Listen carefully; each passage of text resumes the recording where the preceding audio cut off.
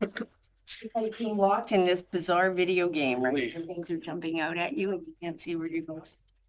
And those deer, you can see one, it's like. So at 1:30, when we adjourn, you'll just take the press. Thank you. 2, 3 foot stainless.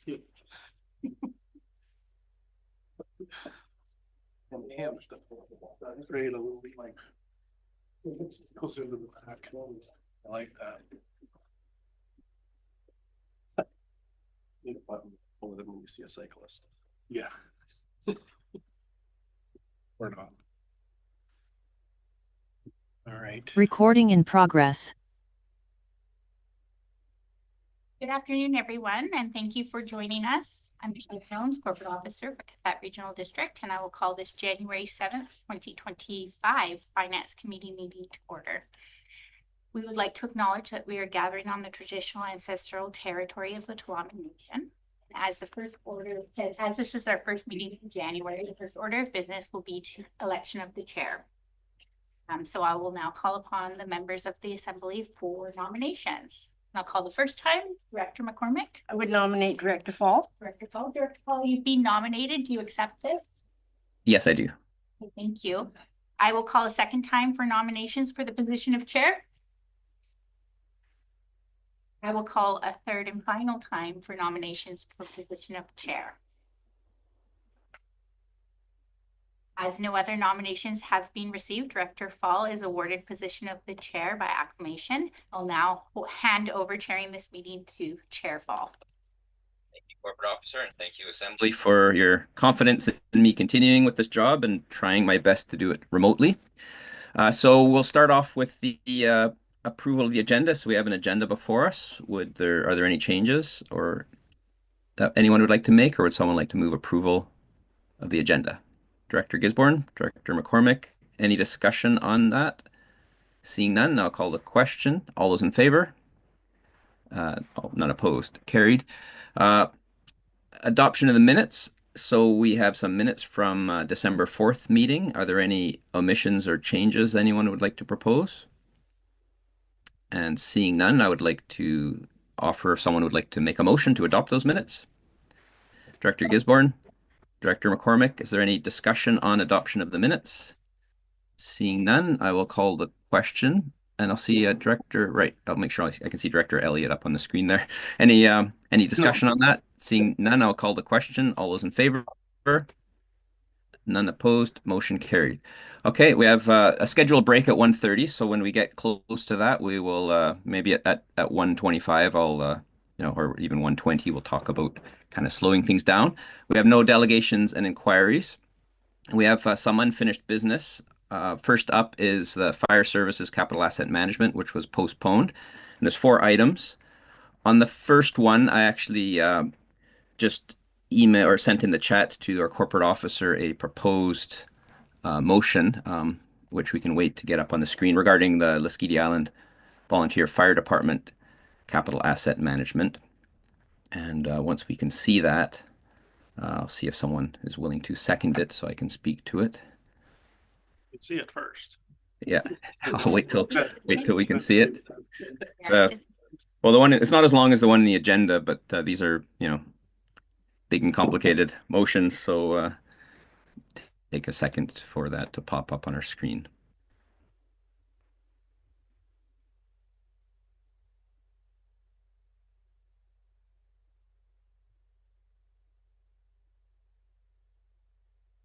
So it's and there's 6 parts to it that correspond to the one in the agenda, but adapted to be more feasible. And I'll let the assembly read it, and if there's a seconder, I'll walk through each of those pieces one time. Seconded, okay, thank you. So I'll speak to that motion. So this motion aims to balance the needs of the LIVFD with concerns from residents about rising taxes. The basis of this motion is that LIVFD needs good functional apparatus and fire halls, but the Lesquiti taxpayers cannot at present afford new trucks or to raise reserves via taxation very quickly. I'll explain the clauses one at a time. The first one, Clause A, was in the staff recommendation in the December Finance Committee meeting and will reduce costs over time by having one fewer apparatus. The second clause, which is to budget to replace the 1983 engine with a used vehicle at a cost of up to 400,000 in the 2026 budget. That is to budget allow the LIVFD to buy a good used vehicle. Lasqueti is considered unprotected by the Fire Underwriter Survey, and while that has downsides regarding home insurance, we can at least benefit from one upside, which is the ability to purchase good used apparatus for which values drop precipitously as they approach the Fire Underwriter Survey age limits. Ideally, a good used fire engine would cost significantly less than $400,000, but it is important to give the fire chief room to explore and assess options when looking for a replacement. The third clause, Clause C, proposes to fund that 400,000 using $300,000 from Community Works funds and the balance from the LIVFD service. The proposed amount is significantly less than the 600,000 from Community Works Fund in the recommendation from the December Finance Committee. I recognize that this is a large request to ask from the board for Lasqueti and that we need to distribute Community Works Fund equitably and efficiently across the region. But hopefully the board sees the need to support fire department uses. I think we could definitely see the need at Lasqueti for LIVFD. Clause D, which is to direct staff to apply any unallocated funding remaining from that 400,000 towards future apparatus, is meant to incentivize the using that allocated funds efficiently so that a second needed apparatus may be purchased in the near future. So if a apparatus is found for a lot less than 400,000, then there will be remaining funds to replace the water tender, which is also needed. Clauses E and F are set the contribution to reserves in 2025 to $60,000, which is feasible and can be done within the current requisition limits. In the two town halls, I heard no appetite to increase the LIVFD requisition limit, which indicated that a referendum on this would likely be unlikely to succeed, and I am not willing to consent to increasing it on behalf of the LIVFD electors. I don't take that phrase "on behalf of the electors" lightly and believe it should only be used when the wishes of the electors are clear, and it seems to be clear in the other direction right now. I heard many concerns about the ability to pay rising taxes, especially after the overall QRD tax increases for Lasqueti went up by over 23% last year. So people are really having a hard time with their taxes. And the LIVFD budget has increased by more than fourfold over the past decade, from around 100,000 to over 400 now. So it's really important to keep that in mind. I also heard that from some of the LIVFD members who attended that they told me that they were ineligible for health benefits that were allocated. So at least my understanding, and it's in the budget, that line item will likely result in a fair amount of unspent surplus. So there will be some surplus, and then there's still a little bit of taxation room at current. And finally, at the town halls, there was significant interest and calls for participation in any process for replacement or major renovation to the fire hall. There was support for the establishment of a Lasqueti Fire Hall Revitalization and Renovation Advisory Committee, similar to the advisory committee that led to the renovation of the recycling depot on Lasqueti, which resulted in very significant savings on financial, social, and environmental costs compared to the alternatives and building a new transfer facility. Such a committee could include members of LIVFD and the public to research and discuss the remaining lifespan of the existing fire hall, requirements, options, estimated potential costs regarding design, renovation, location, and they could hold public consultation. So that's actually a feasible way forward, and that would be a way that actually would get support from Lasqueti Island rather than resistance. I think it would be really important. But at this point, to avoid overloading LIVFD, such a committee is likely best considered after the apparatus replacement progresses, so maybe not for a year or two. So I'll leave it at that, and hope there's support for this motion. Any comments? So Director Elliott and then Director Lennox. Director Elliott? Thank you. So I noticed in the original motion, the staff have the dollar per thousand broke down in the motion, and I'm wondering if that should be in your motion as well. So the reason that it's not, if I could address that, is because there is no, the staff recommendation required increasing the requisition limit for the service. Mm-hmm. And Yeah. that's what that's about. The motion I have put forward on the table doesn't require any changes to the service establishment bylaw. So it doesn't Oh, okay. need that. That's not part of it. Oh, okay. So the 60,000 would be within the $2 per 1,000. Correct. Thank you. Director Lennox. Thanks, Chair, and I'll be asking some questions around the same topic here under point number 3 for Northside. Or sorry, for Savory. I guess what I'd like to say is I appreciate your well thought out recommendation here from the original. Looks like Lasquiti's got a unique position, and due to your lack of insurance coverage, may give you a little bit more flexibility than some of the rest of us have.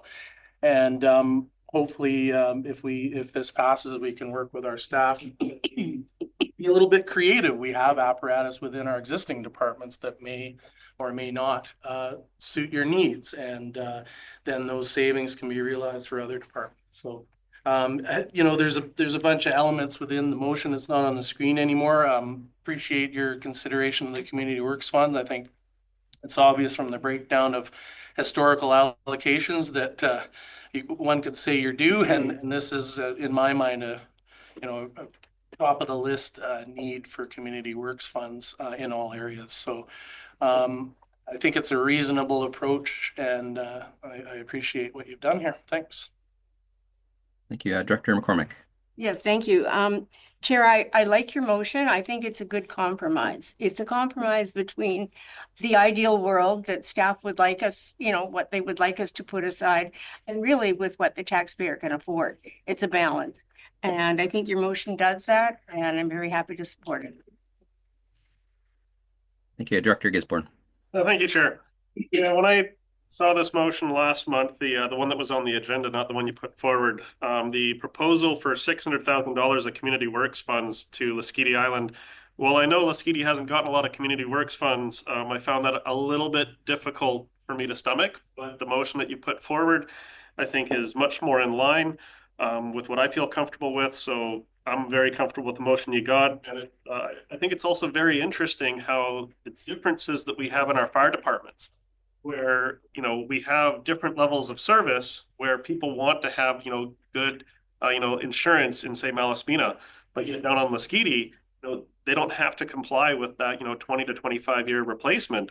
So it was very interesting seeing the report where, truck was what, 1985, 1983, something like that.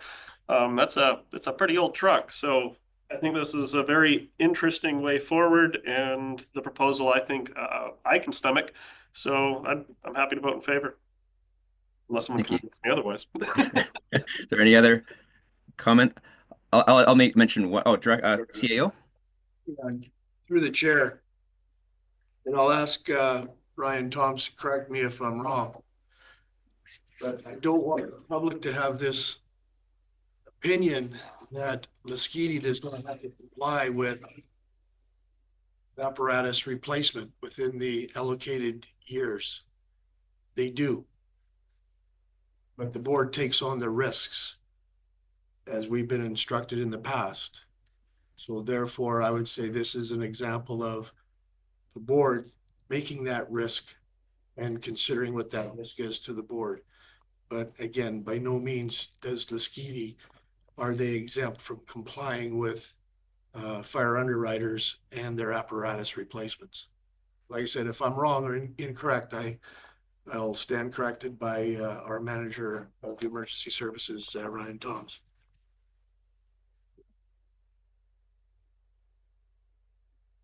Ryan, Mr. Thoms, sorry. Yeah, I through the chair, I can correct that a little bit. The fire underwriter survey is something that we're not achieving currently on Lasquiti Island. That's the only place where we're not achieving it.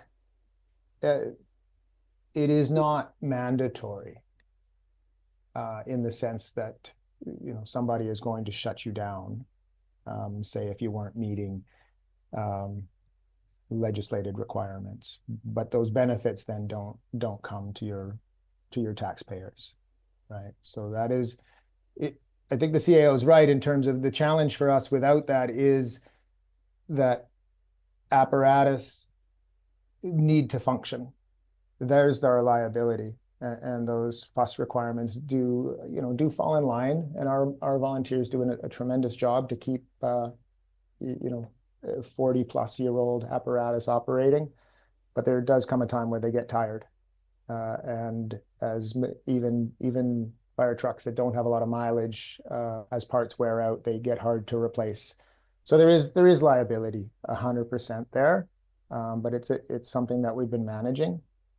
But I will clarify the comments that the fire underwriter survey is not something that you're legally obligated to follow, but it is something that we followed in all three of our other departments. So it wasn't something that we were baked into the assumptions in the report either. Was not that we were going to achieve that. To be perfectly honest, if the community were interested in that, we would have a long road to getting there, even if we did strike a path, and it would be an expensive road. And I very much appreciate that that's not an easy thing to do, even with some of the community works funds allocation. Thank you, Mr. Thompson. I'll just add one other comment before seeing if anyone else wants to speak or vote, which is getting a new good used truck doesn't mean a truck over 25 years. It can easily be a truck that's 10 years or 15 years old or something that could be bought within that limit. It's entirely feasible. So, and it's not about the community not necessarily wanting fire underwriter survey. I think it's that if we get new trucks, maybe that reduces our opportunity down the road. Because one of the things that came up at the town hall, some of the first responders talked about the ambulance, the EMU, and it's not as old. It's better, but there's concerns about when we replace that. So if we go too far, if we spend too much money on a new fire engine, for example, then maybe we limit our ability to afford any replacement and keep things at least in some condition. So buying used maybe in the long run the a more efficient path to getting us onto a path of asset management that keeps us within those limits. Because the limits it's not that they have no reason, it's just they need we need to get from A to B. We can't do it as quickly as we would necessarily like.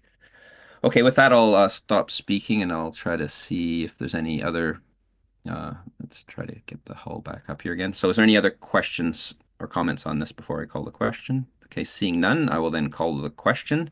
All those in favor? Opposed? None opposed? That carries. Thank you for that. Our second one is related to Malaspina Fire Department asset management or the reserve contributions. Would Director Brander? Thanks, Chair. I understand there's a motion in the package. I'd like to make an alternate motion for it, though.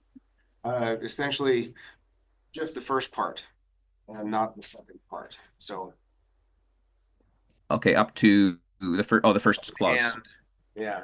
Okay, so is there a seconder for that, Director Gisborne? Okay, discussion. Director Brander first, I guess. Thanks, Chair. No, I'm a traditional supporter of the concept of the reserves. The Area C will be facing an unknown cost associated with the formal service review of the MVFD that has been initiated by Director Gisborne. And I just can't in good conscience subject the taxpayers to two significant tax increases associated with the fire hall reserves when there is this unknown cost in front of us. So I would prefer to stick with the one associated with the halls, and then at least for this year, put off the one associated with the fire apparatus. Is there any other comments on this item? Director Gisborne. Yeah, so the motion is just the first one, the clarification of 29,000 to 200,000. Is that correct? Okay. One of the questions I've got is, memory back in 2019. I recall in 2019, I'd pushed for increasing the Malaspina Volunteer Fire Department budget, increasing it by 25% that year, which was more than what was being recommended by staff. And the idea there was that any money that wasn't spent would go automatically into the reserves. And the idea with that was, there's a lot of issues in various services where it goes, hey, if we don't spend it this year, we won't get it next year. And the intention then was to say, let's increase the requisition, and any money that we don't get goes into those reserve funds. And this is actually one of the reasons why I've initiated a service review is I was hoping that after that increase, it would be, about rate of inflation each year because it was significantly higher. But I'm seeing that these, contributions to the reserves haven't really been keeping up with what the need is. I guess one of my questions, though, is, we've had a bit of discussion around community works funds. And I guess this is more of a question for our manager of finance. First question is, can we use community works funds for fire hall replacements? And would it be possible to put like an annual earmark for community works funds towards our various fire halls? So that way, when the time comes, we can say, hey, we've already got, 400,000 or 600,000 of community works funds that's been earmarked for this hall replacement. Because that, if my understanding is that is what community works funds can be used for now. So I guess those are my two questions. Ms. Greenan? Yeah, Ms. Greenan? Thank you, Chair, through the chair. The board could earmark funds from community works towards replacement of fire halls. The only issue is that those funds have to be used within 5 years as a 5-year rolling use of those funds. So the board wouldn't be able to save those for longer than 5 years. They'd have to reestablish that fund every 5 years.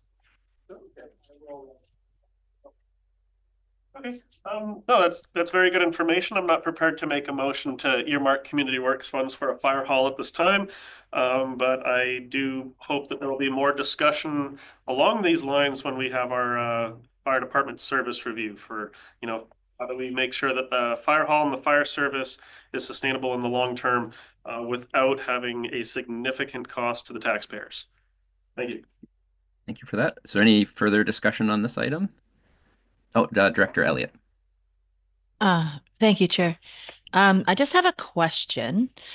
Both the first and second parts of the proposed motion talk about increasing to reserve funds for Malaspina Fire Department.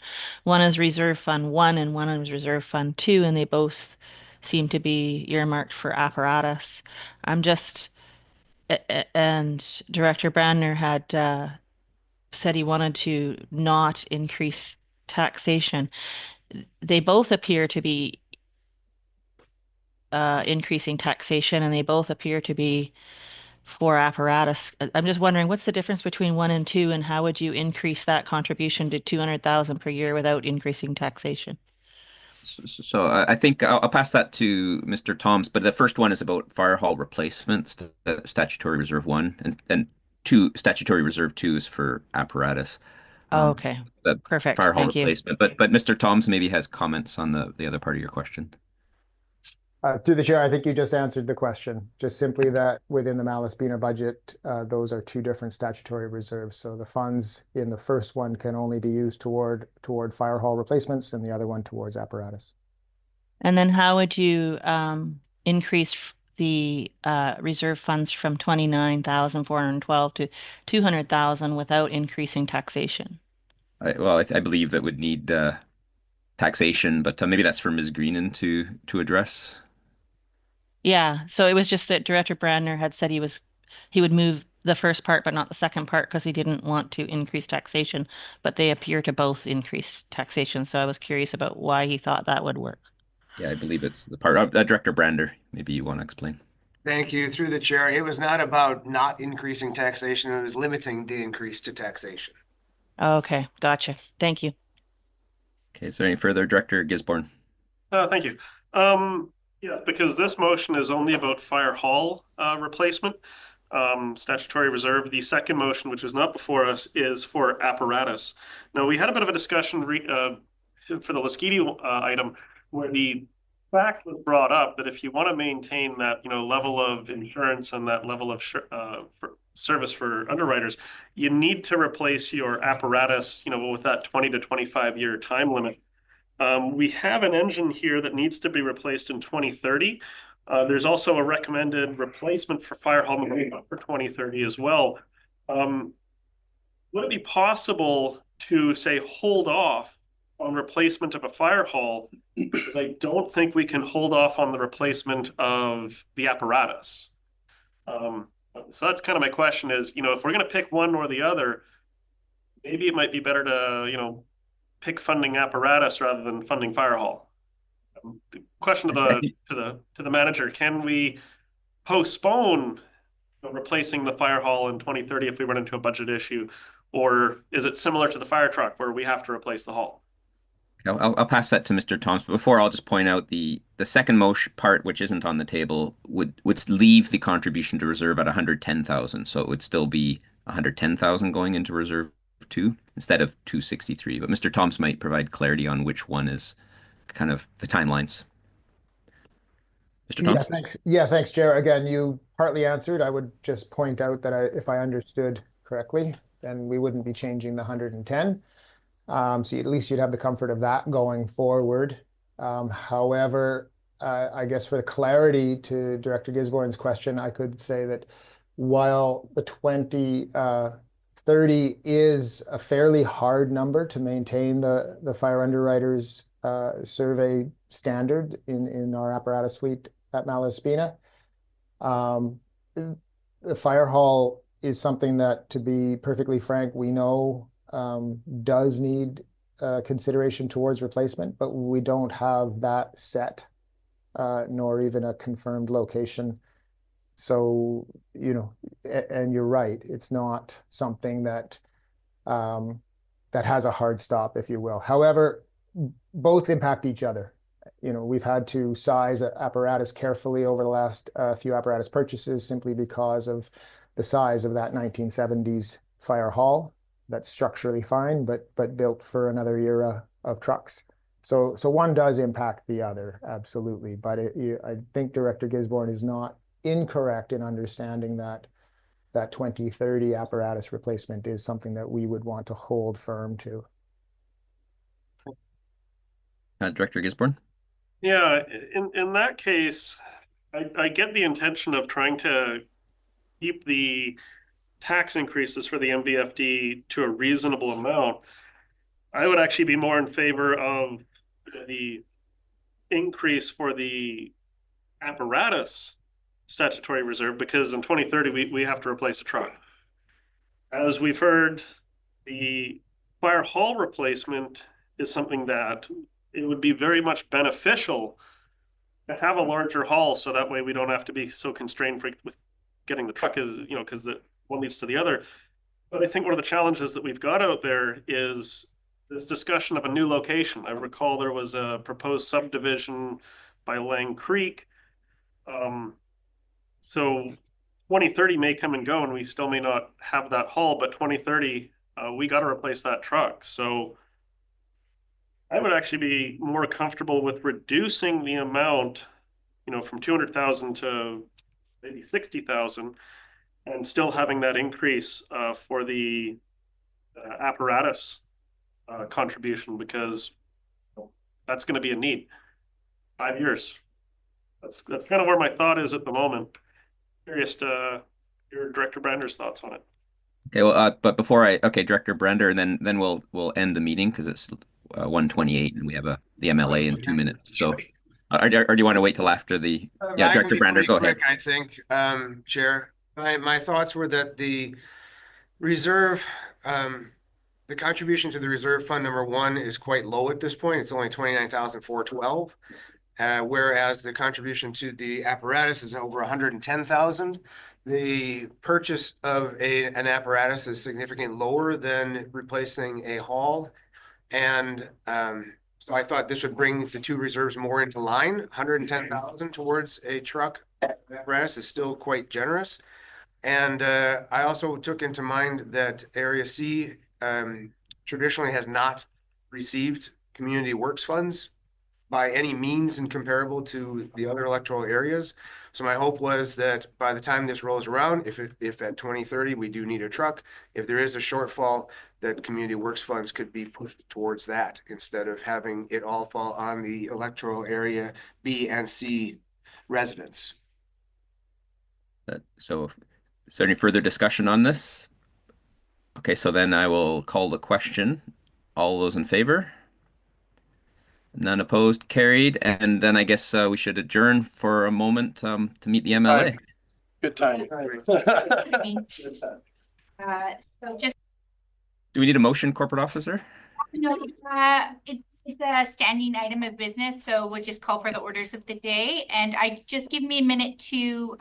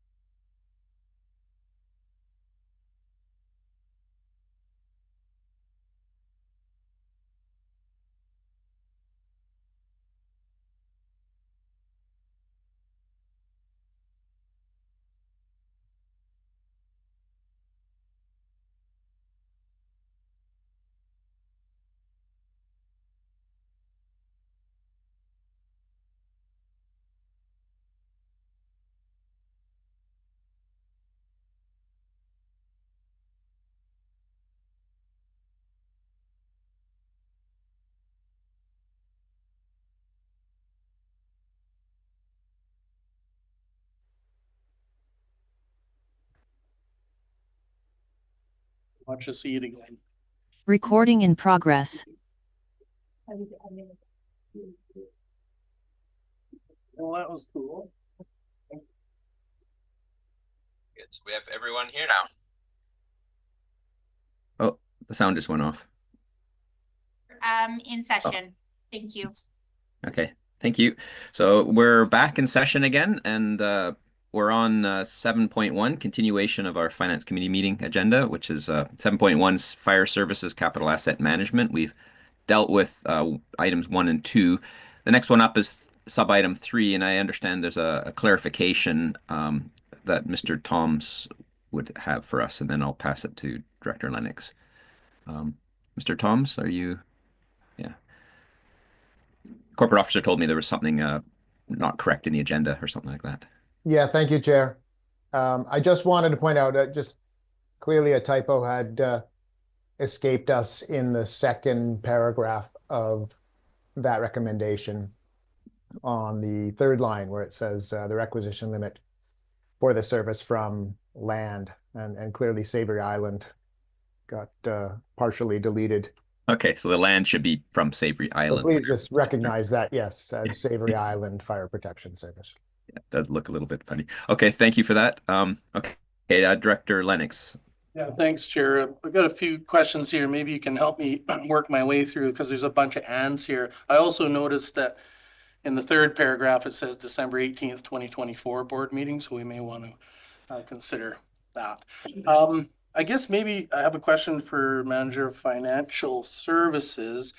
I'm still fuzzy on this requisition limit, and I think people in my riding, my area would be asking the same thing. I guess maybe we could explain the current requisition limit increase to maintain operations. I know you tried to explain it in the report, but through the chair, maybe we could just have a discussion on that. Yes, passage. Ms. Second Green. paragraph. Yeah, Ms. Green, can you explain how, current requisition limit and then what this change means in the process, I guess? So, so right now, the requisition limit, the service establishment bylaw set a requisition limit for the service. And that's basically the amount that we are allowed to put $1,000. And it's set at 0.6369 cents for $1,000 of assessed value. And that limit's been in place since 2020.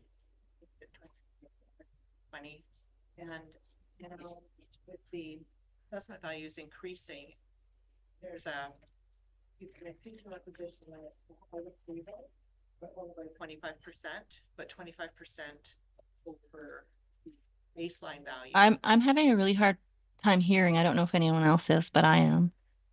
Yes, I am as well. Good. Oh, there, okay. That screen my neck.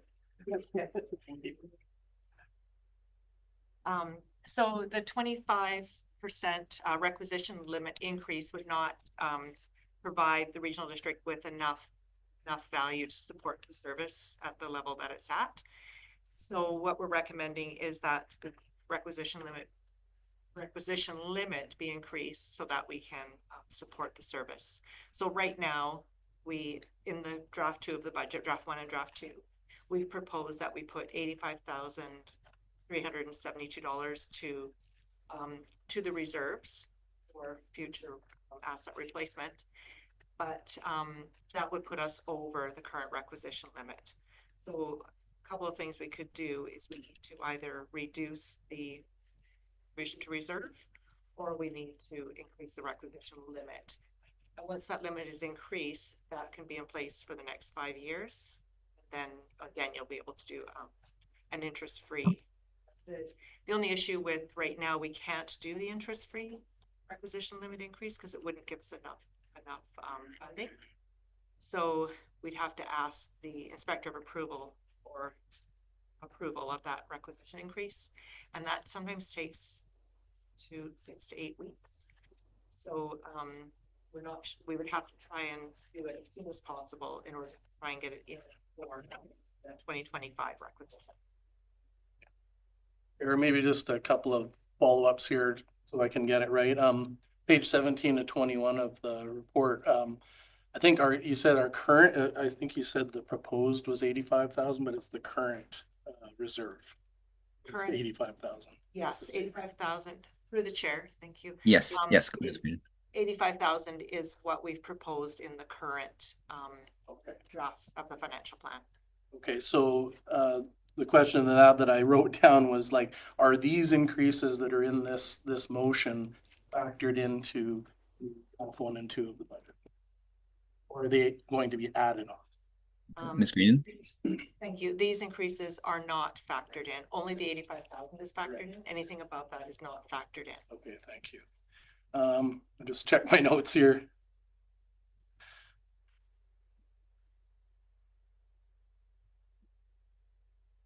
So you've answered my questions on that. I guess another question would be if we were to not vote for this increase, how would that affect operations for Savory Fire Department? Ms. Greenan? Thank you, Chair. I think that would be best to direct it to Ryan Thomas, the manager of emergency services. Mr. Toms? Yeah, if I could through the chair, that's a fair question. But everything that funds our local fire protection comes from local taxpayers. So if we don't have this requisition limit increase, then I guess depending sort of where our maximum requisition is, we just have to work within that. We get very little funding other than a small amount of training grant funding from the province the last few years. We would have to reduce either some of our capital reserves or some of our annual operations. Maybe, again, just to help me clarify, there's another proposed reserve contribution of 150,000. That's on top of the 85,000. And so would the proposed requisition limit increase cover that full proposal through the chair? Is that for Ms. Greenan? Ms. Greenan? Yes, thank you, Chair. Through the chair. Yes, the proposed 1.221 would cover the full optimal requisition increase.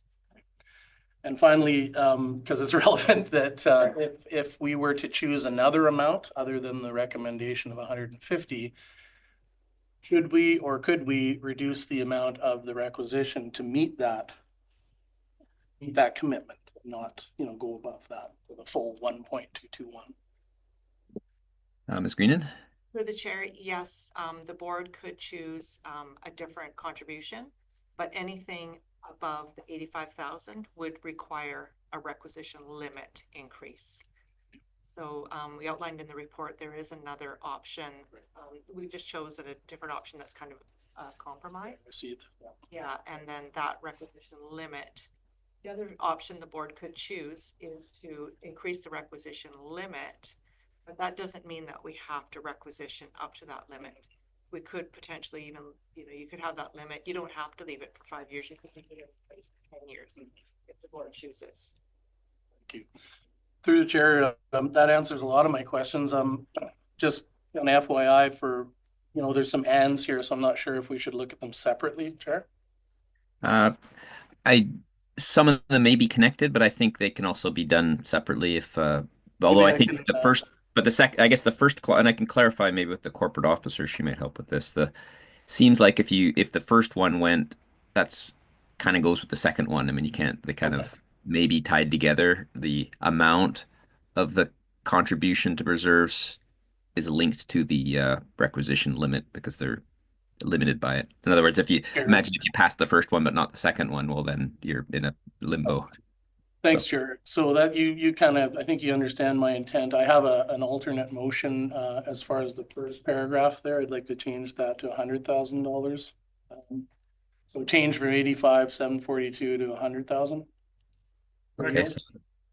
So that, well, let's get the motion first out. Thank you, Director Gisborne. So so the first motion would have 100,000 per year. Instead of 209, we'll put 100,000 in there. And right. Then second paragraph there, I'd like to match the requisition request to that $100,000. So whatever it takes to increase to meet that Because my understanding is I have to increase the requisition limit to do anything here. Right. So maybe I'll ask that as for Ms. Greenan because it's calculating on the fly. So is it possible to calculate Sorry about that. right that what that would be in terms of the numbers for the second part, the requisition limit to a corporate officer?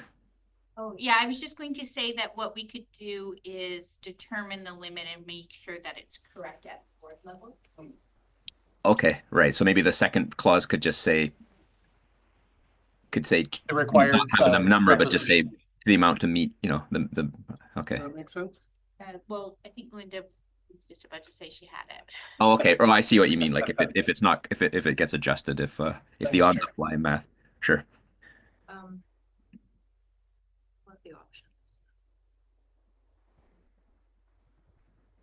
Whichever way makes it easier. So I just had a question.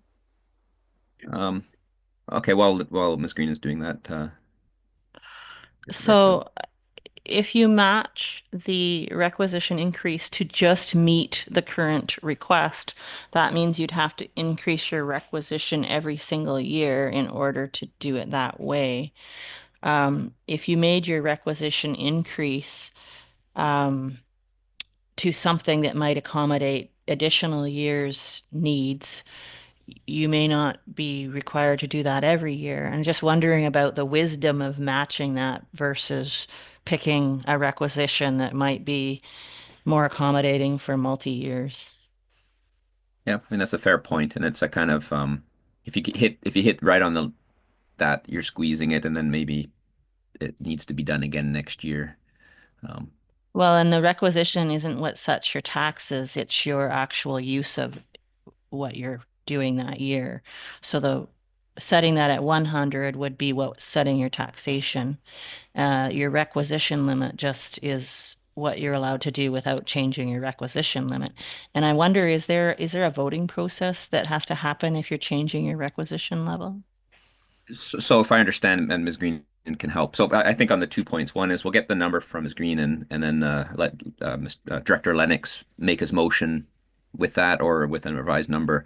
And in terms of the process, I'll maybe the corporate officer can help. But my understanding is there's 2 steps. One is the board needs to approve increasing the requisition limit because that's changing the service establishment bylaw, and then either the electors have to approve it through a referendum or an alternate approval process, or the regional director has to approve it, the participants on behalf of the electors, and that goes together, and that would be a separate letter that would be signed by Director Lennox. The corporate officer, maybe you can, while we're waiting for numbers, you can clarify that process a bit. Thank you, Jerry. I think you touched base on all of them, but what you need clarity on? That is what would occur. Yeah. Okay. Ms. Greenan, you have numbers. Thank you, Chair. Sorry, I don't have my workbooks in front of me, but I did want to say that we did have, one of the options that we did have in the package was to increase the current year contribution to $150,000 per year. And while you want to increase it to $100,000 per year, we could do that. But then I would recommend that you still increase the requisition limit to the 1.1110. As Director Elliott pointed out, that does give you a little bit of leeway then if you do decide to Extend it, yeah. Yeah, either that would help to carry us through the next 5 years. So even though that doesn't exactly match the 100,000, I think that's a good recommendation to do the 1.1110. Okay, that's the figure. Thank you. $1,000. Okay. And that affects, like, if property values go up at a given, if you're right at the squeezed at the limit, if property values do not go up, then the service can't get anything more if costs go up. So thank you, Chair. This is good information for both me and our taxpayers about how these requisitions work. And I think you can see the intent. I don't want to burden people unnecessarily, but I'm trying to take a little bit of action on some of these. So I guess through the chair, yeah, I'd like to go with the manager's figure of 1.110 per 1,000. Thank you. And are you moving also the other two clauses at the same time? Yes, with the change, With of the course, change. to our board meeting there. Okay, so to clarify what's been moved, and I'll take Director Gisborne second. I'll see if he is still seconding it. Yeah. So Yeah. it's the first clause, but with 100,000. The second clause with whatever number, 1 point, whatever. 1.0. Yeah, that number. And then the third clause, but replacing December 18th, 2024 with our board meeting in 2025. And then the last clause as it is. Okay. Thank you, Ms. Greenan, for Ms. Greenan. Thank you, Chair. To the Chair, one thing I just wanted to mention too was, I wondered if we could actually send this to the board meeting that's coming up. Okay, is that possible? Bylaw. Or is that possible, Ms. Corporate Officer? Yes, thank you, Chair. Once this motion passed, then staff will go and get the bylaw with the new numbers on it. And we'll distribute a printed version and emailed to those who are, and then we can put that onto the board. Okay, because I understand the with the time frame of once you involve the inspector municipalities, that's related to that. Okay, Director Gisborne. Oh, thank you. So I believe the motion I seconded, the third clause would then read, the bylaw be forwarded to the January 7th, 2025 board meeting, which is today. I guess my question is, and maybe I'm a little confused, because we're talking about the requisition limit, and that is based on the per thousand or per 100,000. And in the report, it says the assessed values have increased significantly since 2020. And yeah, it's counterintuitive, I guess you could say, like, because if the assessed value, doubles and you don't change the mill rate, then doesn't that mean you can now get twice as much? Would that make sense? I guess that's where I'm kind of confused. Ms. Greenie, can you clarify that? That's my understanding. If the assessed values double and the requisition limit as a mill rate, as a per 1,000 assessed value stays the same, the amount of dollars of the total requisition goes up by the same proportion. But Ms. Greenan, maybe you could explain that. Thank you, Chair. Yes, the way that the requisition limits work is that you have to look at the baseline rate or the baseline dollar value.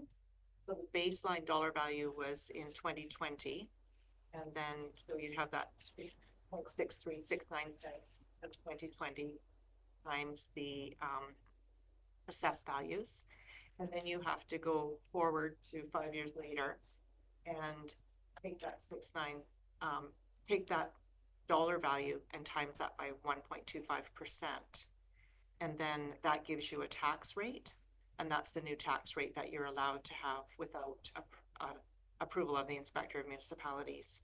But in this case, because the costs have escalated so high and our service has changed so much, that 25% doesn't actually meet the requirements that we need. Okay. If we could increase the rate, simply increase that 0.6963, and then have based on the new assessed values and increase that by 25%, that would work.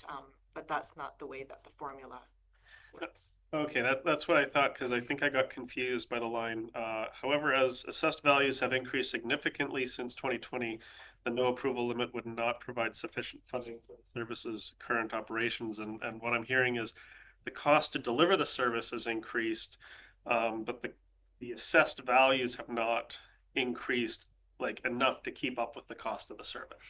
Okay, now I understand. Thank you.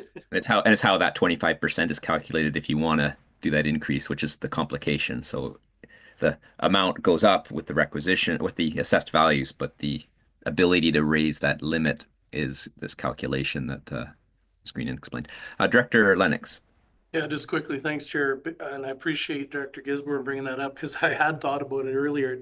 It was a bit counterintuitive to see the assessed values rise significantly, especially Savory, $58 million of assessed value. But I think what we're hearing is that we can quickly outpace our assessed value increases by increasing spending and operations and capital. Yeah. Okay. Thank you. Okay, very good. Do we have any further discussion around the table on this motion? Everyone comfortable with it? Okay, I'll call the question then. All those in favor? None opposed. That item carries. Okay, number 4, which is the Northside Fire Protection Service. Director Lennox. I'm going to move with a new amended motion, please. Okay, And I have a figure along the same lines as our last discussion. I'd like to change that to 50,000, so from 1.8512 to 150,000, 150. with So the same intent as before. okay, But we don't have to worry about the requisition limit this time. within the cap. Director Gisborne, is there discussion on this? Director Lennox. Yeah, just quickly, you know, been in my couple of years struggling with these, you know, significant increases in our budgets every year, and trying to strike a bit of a balance here. You know, Northside especially has done a good job prior to my time of you know, new hauls, new trucks, a tight department. Very happy with that, and but looking down the road when I'm done, we still have to plan here, and the report's very clear that what we used to plan for fire trucks, especially with our commitments under underwriters, isn't going to cut it anymore. So I'm just trying to chisel away at that, but really not take a big bite at it while we're still seeing these pressures that we have. Thank you. Is there any further discussion? Okay, seeing none, I will call the question. All those in favor? None opposed. That carries. Okay, very good. Those were tough ones. On to 7.2, which is the postponed from our December 4th Finance Committee meeting on general grants and aid.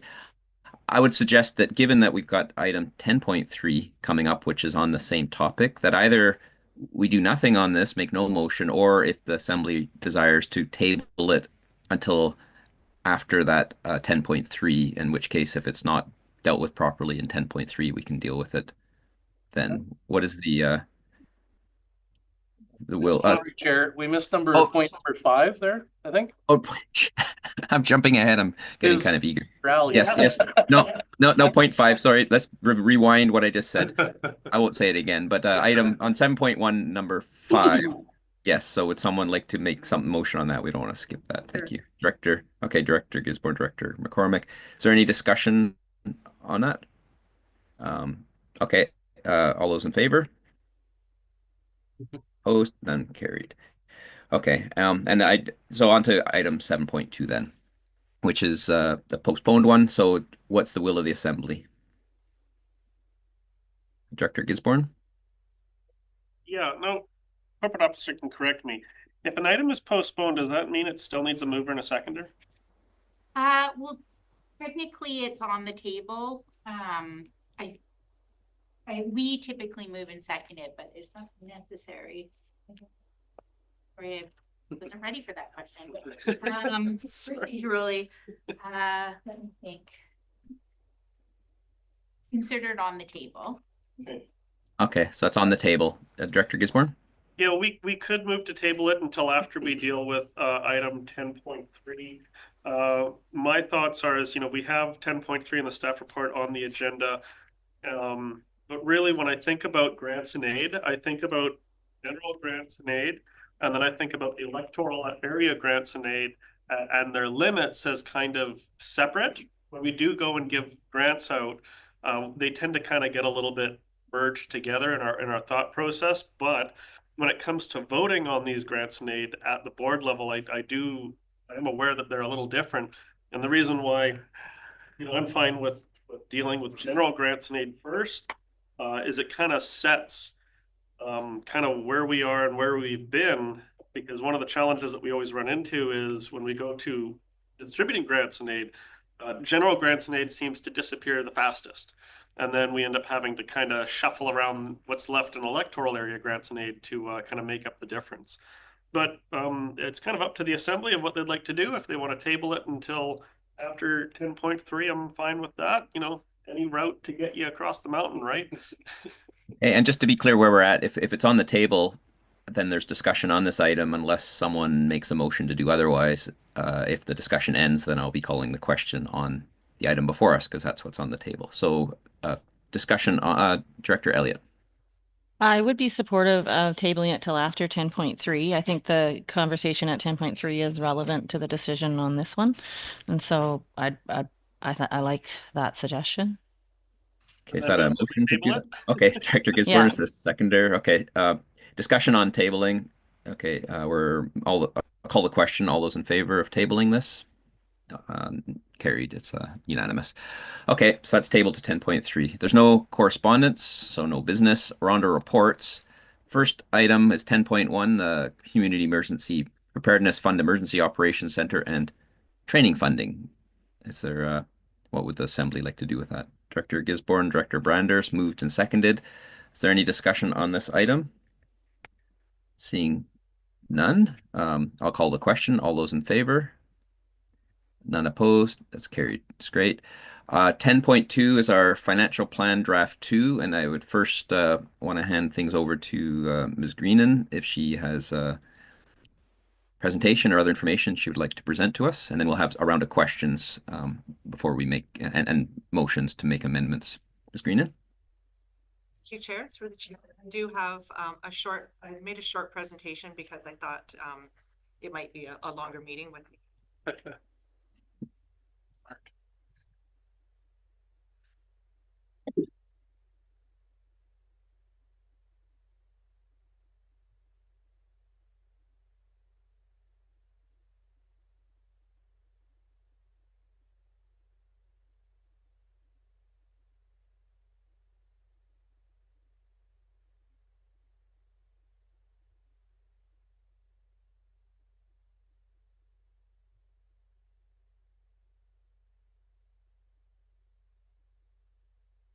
I'm not getting any sound. I'm not sure why. We're just not talking. Sorry, We're just waiting. Oh, okay. We're just being very well behaved. Oh, that's so weird. Very unusual. Sorry. So, thank you, Chair, through the chair. I'm pleased to present draft 2 of the 2025 to 2029 financial plan for the Cathett Regional District. During the presentation, I will again review the assumptions. I was going to talk about the Savory Fire requisition limit, but we've covered that now in central business. I'll just review the capital plans for 2025. And then I'll just review the residential tax rates projected from this financial plan, cost per average home, and then entertain any questions and outline our next steps. For operational costs, the operational costs we always do zero-based budgeting. So we look at what we need to budget and we get specific estimates. And in the absence of that, then we estimate that we might be increasing by 3 to 5% is the general range. There's some things that do have a higher percentage increase. For example, insurance, we do a higher percentage increase, not always because the rate increases, but the value of our assets has to increase to make sure that we're covered. Return on investments, we're projecting 3%. Might be less than that, but that's what we're projecting for planning purposes. General CPI increases, we have CPI increases for BC and one for Vancouver, I think, for lots of our contracts and exempt staff salaries, etc. That is projected at 2.8%. We will know the actual CPI increase at the end of January, usually around the 21st, 27th, in that range. So that will be incorporated. The actual CPI will be incorporated into the final draft. Future borrowing, we're projecting 5 to 6% in most cases, except where, of course, the borrowing's already being implemented, then we have the actual rates. Payroll allocations, we always base our payroll for shared managers, etc., on time and motion. And currently it's still based on the 2023 time and motion study, but that will be changed for the final draft once we have the 2024 time and motion numbers in place. So overall, we're looking at right now a 13.2% requisition increase, and that ensures that we have some reserve funds going forward for asset management, and that would support our current levels of service. we're looking at most places, in most services, we're looking at an average about 5% general inflationary increase, but there are a number of services that I've outlined in your package that show why we have greater than the 5% inflationary increase, which makes that 13.2% requisition increase. And they're mostly related to service level changes. Like for general admin, we've been having a large number of freedom of information requests, and those take a lot of staff time and contractors' time in our case. And we've also have a need for human resources, some human resources assistance, and a contract position to start with that. And we have some planned debt increases that you're aware of. And there's also, we're always projecting our 2024 surplus there's some services like general administration where we plan for, a significant amount of the surplus to come forward because it's a large service. So that's projected. So we're projecting in some cases less than what we projected in 2020 in the 2024 budget. So that adds to our need for a requisition increase. Savory Fire we've covered, so I won't review that again. For capital plans, this hasn't changed much. There's been a few tweaks since the draft one. For new capital, we're looking, some of the significant items are Shelter Point Park. We have to complete a new well that was started in 2024. At the Clawman Gazebo Park, there's a well supply line that is planned to be installed. And at the Texada Metal Transfer Station, there's an upgrade of $96,000 planned. For the capital plan for the regional services, we're looking at replacing the diesel backhoe, and at Palm Beach Park, we need to replace the concession and washroom roofs.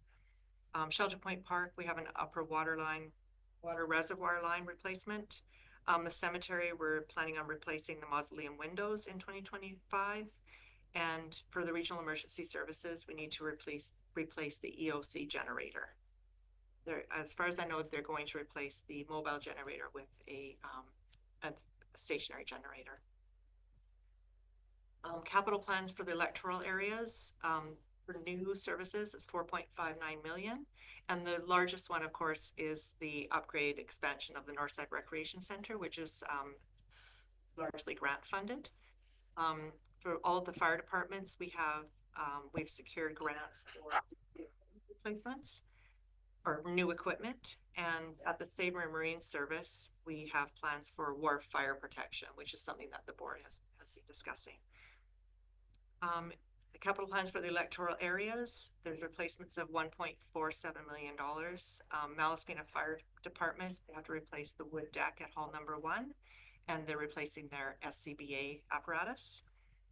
The Skeeter Volunteer Fire Department, they're replacing the drying cabinet and some water tanks.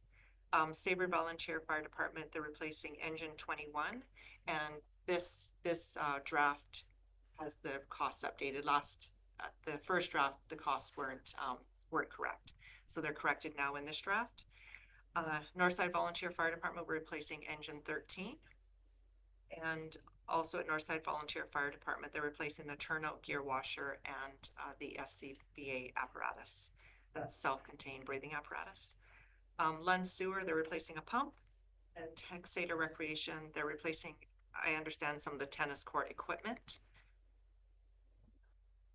So what this means is residential tax rates as shown, as a tax rate per $100,000, we're looking at $97 for residents in the city of Fall River, $342 for residents in the electoral area A, $219 for Savory Island, $237 per 100,000 for residents in electoral area B, $232 for residents within electoral area C, $230 for residents within electoral area D, and $314 within electoral area E. And those will change a bit with the changes that we made to the fire department's contributions to reserve. So those increases are between $11.20 per 100,000 city of Fall River boundaries, and up to $39 within electoral area. And as a cost per average, at $574 with Paul River, that's up from $508 in 2024. So that's a $66 per household per year increase. Area A, $1,675 up from $1,513 in 2024. So that's $162 per household.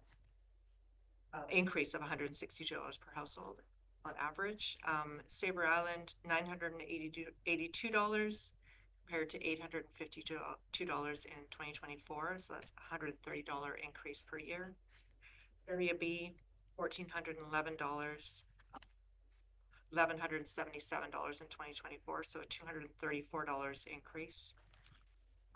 Area C, $1,491 up from $1,324. So $167 per household. Area D, $922 up from $823 in 2024. So about $99 per household. Area E, $1,706 up from $1,565 in 2024. So that's about $141 increase per household over 2024. So I'm planning to bring the final budget draft to the February 11th for Finance Committee meeting for proposed adoption at the February 26th, 2025 board meeting. Questions? Yeah, I think there's an error. So Director Gisborne. Thank you, Chair. I think there's an error, and it has to do with electoral area administration. We can go and take a look at page 26 of 125.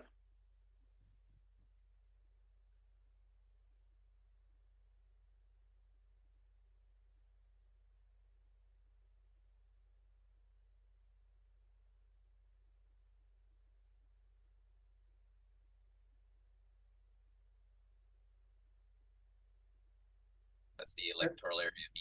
Okay, I'm screen it.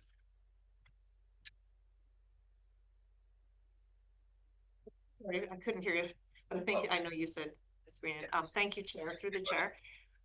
Yes, I think what Director Gisborne was referring to is, and I meant to mention it during my presentation, is there is a $80,000 in electoral area B general administration for electoral area administration for the proposed cost of the service reviews. We don't know how much those will cost, but we put that in as a placeholder, and we are looking into, you know, how that's the proper way to actually allocate that into the budget. So we will get back to the board for draft 3 with an answer on that.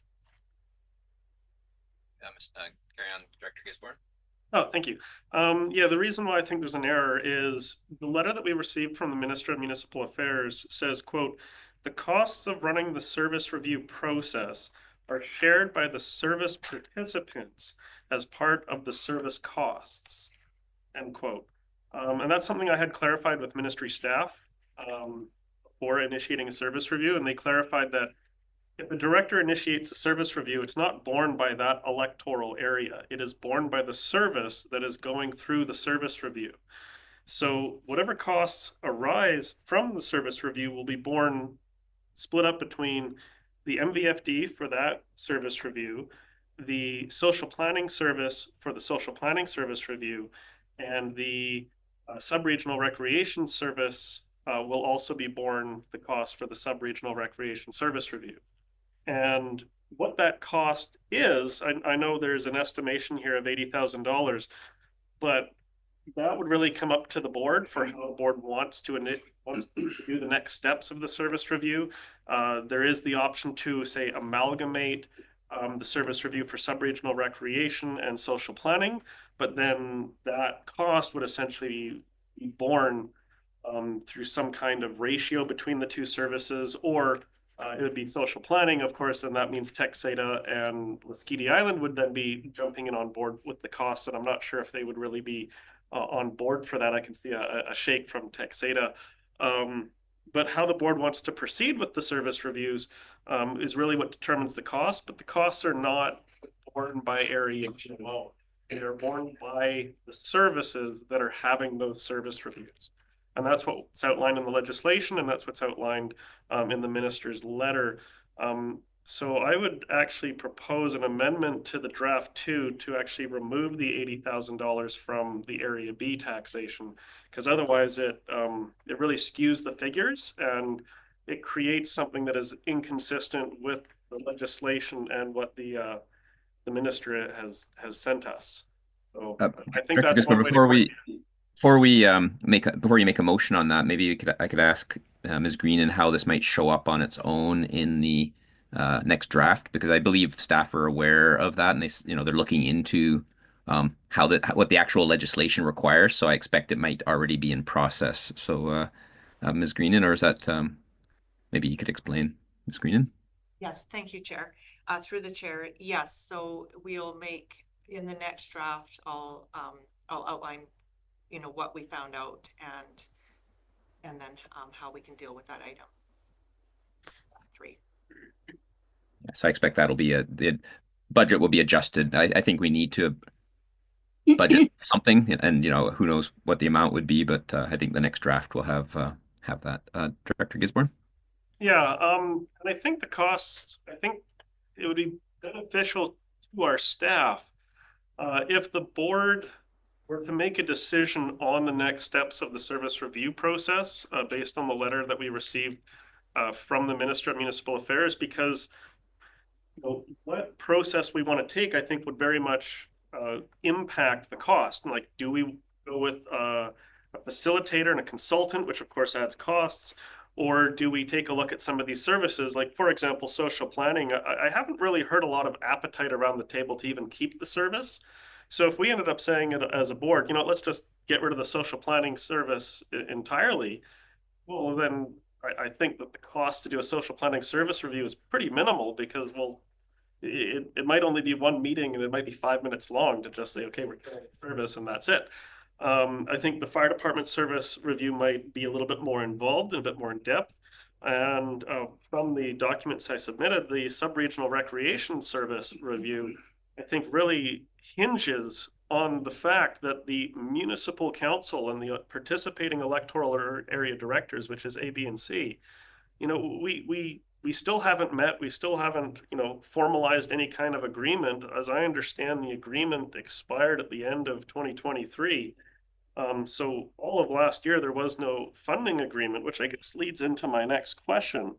And I think this will be my last significant question. And when it breaks down to services, let me get down to the right page. The sub-regional recreation service.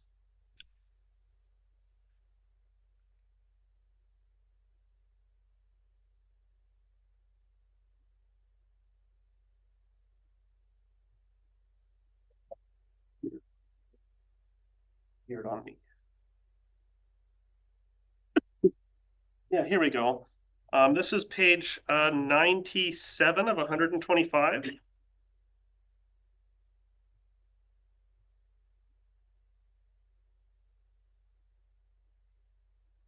It's on the same page. And when I take a look at it, we had a requisition in 2024 where it increased from, I think, about 178,000 to 134,000. And at that time, I recall asking, hey, we're just setting the budget limit. We're not actually giving the money to the city because the board still needs to give direction. We don't have a funding agreement. And that was something that I understood was going to come later. But under this item 97, it says expenses 2024, $233,000. So I'm just like, did that money go to the city? Is my first question. So, Ms. Greenan? Thank you, Chair. Through the chair. Yes, we did send that money to the city. And then when I got I did get the question from Director Gisborne, and I started looking into it just today. So I have to finish my research to find out if we erred in sending that to the city. Director Gisborne? So if there was an error, does that mean the money comes back? Because that was something I was kind of waiting for last year. never came up. I recall 2023, I put forward a motion that the electoral area directors meet with the city council, and I don't believe that was seconded. And that was actually one of the main impetus, catalysts for initiating the service review for the sub-regional recreation service. Was I watched city council meetings. They're asking for money, they're asking for an increase. And when this item came up for setting the budget as an increase, it was a weighted vote amongst the entire board. And to me, that was a very serious concern, because what that means is the municipal directors, having 7 out of 13, could essentially set the requisition limit for sub-regional recreation. And I was kind of, placated by going, okay, well, it'll still be a board decision to actually decide, do we send the increase? Because we still hadn't even decided, okay, do we want to send an increase over the $185,000? And now what I'm hearing is, well, we sent them 233,000 without the board's direction, but maybe I'm forgetting something. And to me, that makes something very concerned for me, because now we've established the precedent where, and I go back to something I think Director Elliott had pointed out was, don't give the municipal directors a power and expect them not to use it. Because if I was sitting in a municipal director's position, I would put forward a motion and say, well, let's go to the maximum of, I think, 320,000, get that passed through the board, and then that money will just show up in the municipality's bank account. And that's not the intention of the service. So if that is what's going on, I think that's just going to add fuel to the fire of what's going on over when we do our sub-regional recreation service review. Because if that's the case, I'm hearing from my residents that they're going, well, that's not fair, that's not equitable, that's not respectful. And they're now going, well, maybe we should start pulling out entirely. Because it comes down to taxation and representation.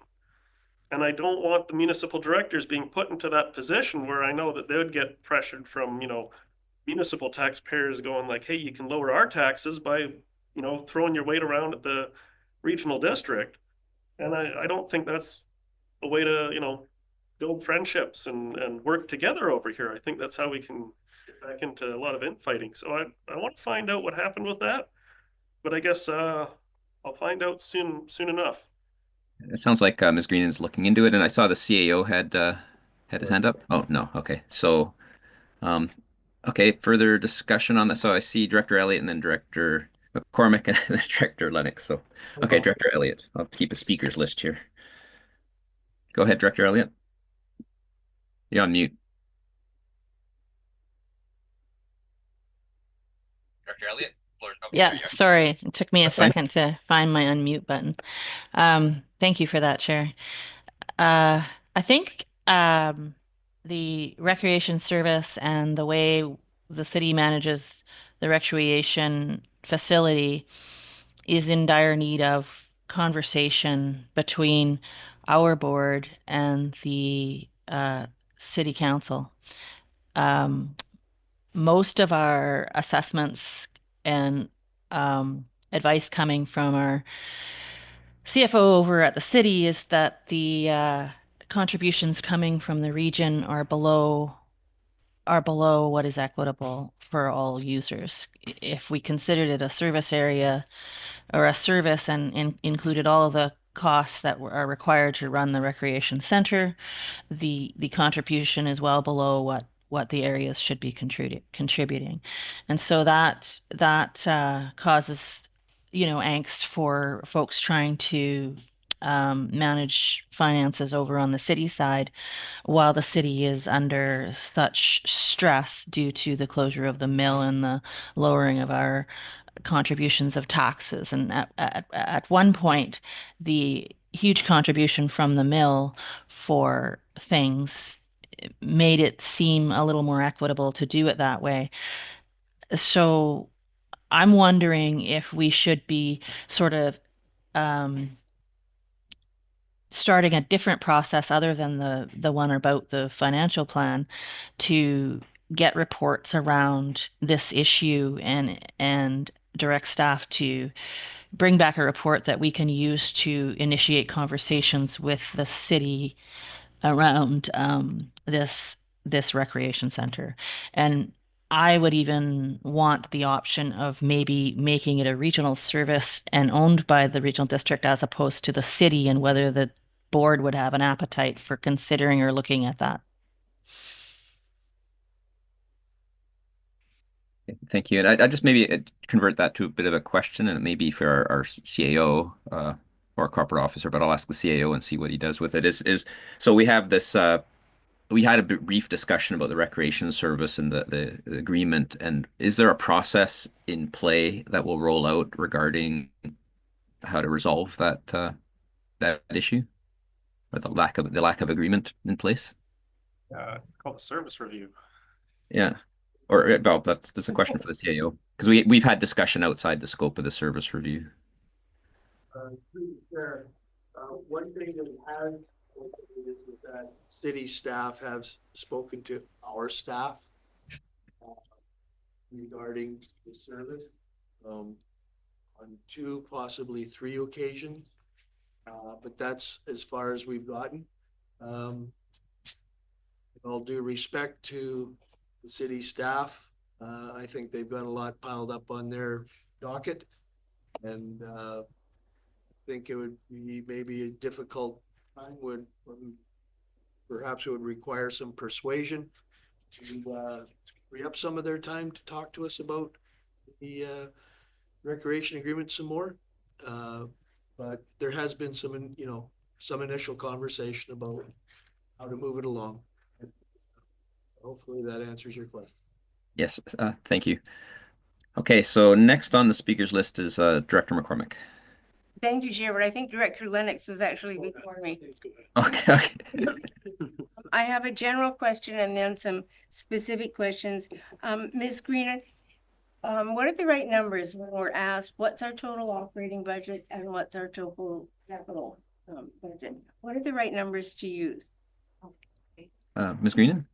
Thank you, Chair, through the chair. Let's find the report for you. Because I know that's something that I'll be asked, and I want to make sure that I'm reflecting the accurate figures here. Yes, so the right report to use for that, because most of the reports, like you say, they all deal with the requisition. They're all about the taxation. But the one report, it starts on page 34. And that is our total. First page of that report, or Schedule B, is our total revenue. And then if you look down at the schedule, second page of Schedule B, our total operating budget is shown there. So that is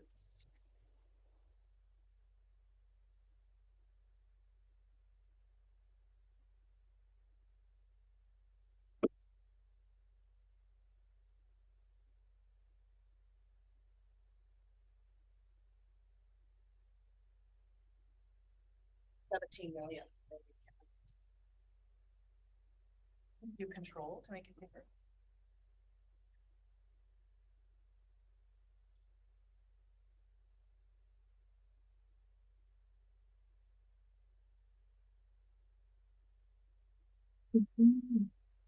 Oh yeah, so at the bottom, on that page, that number, and it says operating expenditures. Our total operating budget is that $17,030,451. $17,330,000. $17,030,451. Okay. Thank you. And the capital? And then the capital plan is the next column over. So it's $6,874,701. Okay. Thank you. So related to some specific questions, page 33 of the report, the Texada Island Rec Commission, I see that there's an 88,000 expenditure for the community hall, and I'm just wondering what that's for. Ms. Greenan? Thank you. Through the chair, I'd like to direct that to our Manager of Operational Services, General Manager of Operational Services, Patrick Devereaux. Mr. Devereaux, can you explain the 88,000 for the community hall? Yes, through the chair, that money is dedicated to repairs of the flooring due to the rot that's in the joists of the building. Thank you. Thank you. That makes sense. But perhaps Mr. Differ, we could bring it around. On page 37, looking at regional parks, and I see a capital expense of 404,000, which I couldn't find on the capital plan anywhere. So I'm just wondering what that's for. Mr. Devereaux? I'm not entirely sure. Ms. Grennan may correct me, but I think that's the park acquisition fund. Ms. Greenan, that's on that 404, 600 or 500. Yeah, thank you, Chair. Actually, what that is that's all of the parks together. So it's the total, 404,000 is the 2026 capital budget for all of the parks. So if you look at the capital plan, which starts on page 29, or sorry, page 30 of the package, right? And you'll see in the 2026, there is a number of capital projects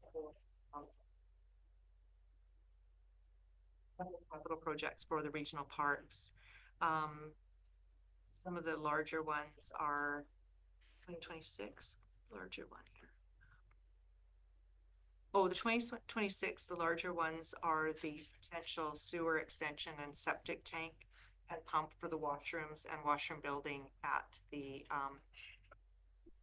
and Lund Gazebo Park. Okay, so that's all the projects put All the together. projects together. So the bulk of that 401,000 is the washroom building at the Lund Gazebo Park. Thank you. And Chair, I have one further and final question, and I can't say final, I might come up with more. Regarding the Texas Airport, referring to page 119, I see that in the non-statutory reserves for both the runway and the fencing, under operating expense, it says 30,000 toward runway, 5,000 toward fencing, but under capital revenue, it says 27,000 for runway and 4,500 for fencing. So I'm just wondering why the difference between what's being taken out of the operating budget and what's being put into the capital revenue. Ms. Greenan? Is there like a service fee or something, or? Thank you, Chair. I'm just have to look that up.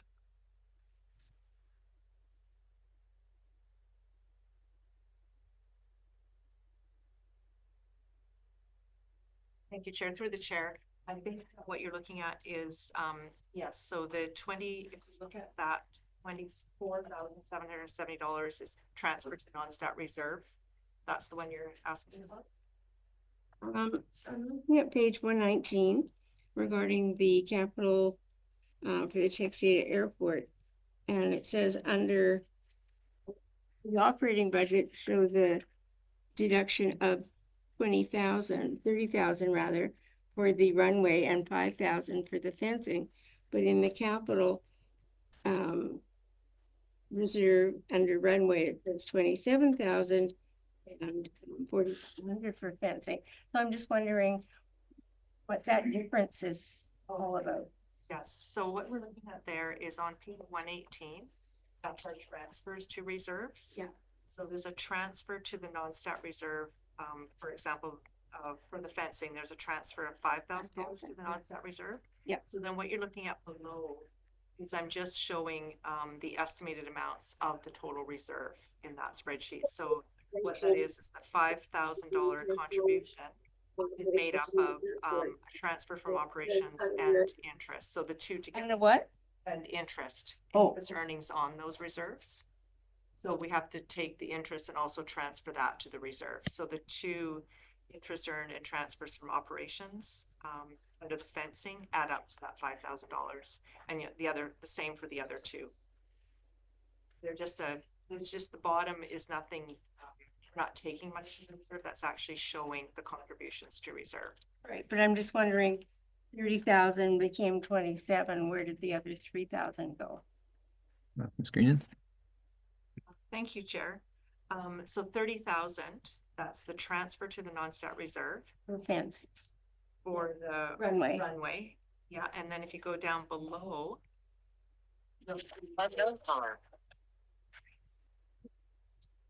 That's made up of actual $27,804 and $2,196 from interest. So that's the 30,000. It's just showing it in two parts, interest and the actual contribution from those two. Showing It it. was an Interest is included in that 30,000. okay, Interest earnings. that's off. Okay, Or not comes off, it's added on to it. Oh, it's not coming off of it, so it comes in as revenue in the, it's in as revenue, and then we transfer that through the reserve, and then it's just showing it split out in the bottom. okay. Okay, I'll leave it at that. Thank you. Okay, thank you. So Director Lennox, and then I'll add myself to the list and anyone else who hasn't spoken in the first round before we go to second Sure. round. Go ahead, Just a Director couple Lennox. Thanks. A couple of quick questions. Probably for Mr. Devereaux through the chair. I see the diesel backhoe on there. Not that I'm not one to want to know, get a new backhoe, but what condition is our current backhoe in, and could we extend the life of that? Mr. Devereaux. Through the chair. No, the cost of repairs are considerable. We've actually delayed the scheduled replacement of that backhoe was 2 years ago. If you email it to her, so she can. Need to mute some folks here. So there we go. Yes. So again, through the chair, repairs on the backhoe are significant, not worth investing with the hours we have on that machine right now. We have postponed the replacement of this machine. It was scheduled to replace 2 years ago, and we've pushed it forward to 2025 from 2023. You. Just another quick question from the screen, and probably through the chair.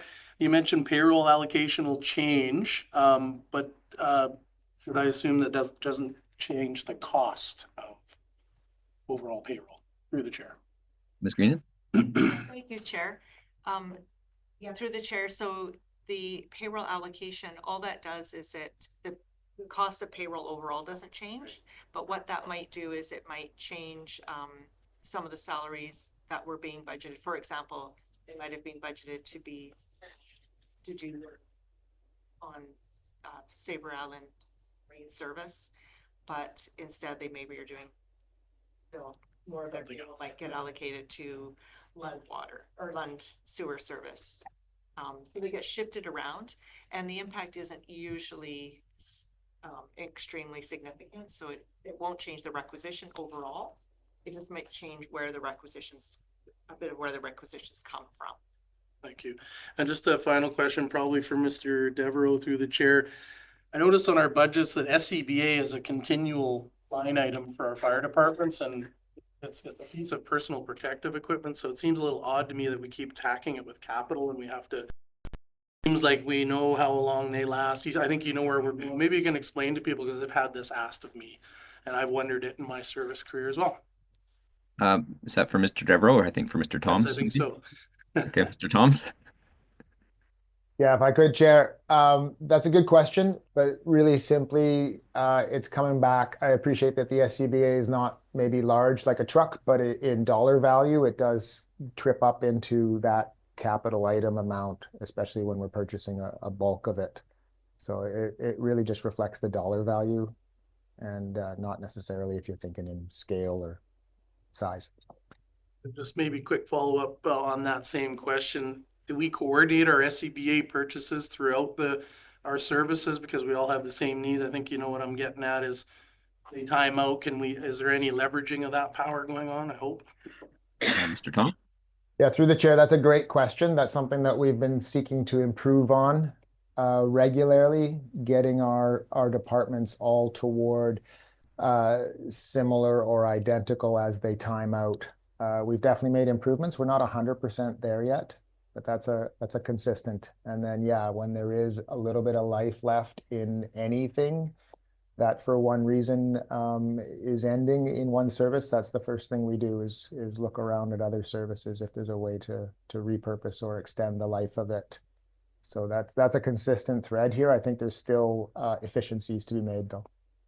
Thank you. Thanks, Chair.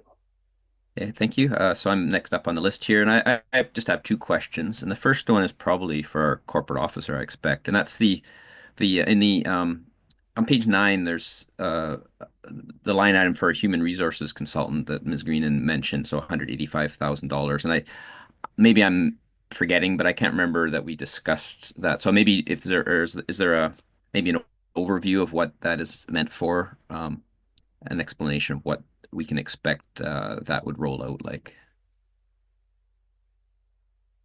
Corporate officer. That's the question is what, you know, there's 185,000 budgeted for human resources consultant. So Consultants, depending on consultants. so we've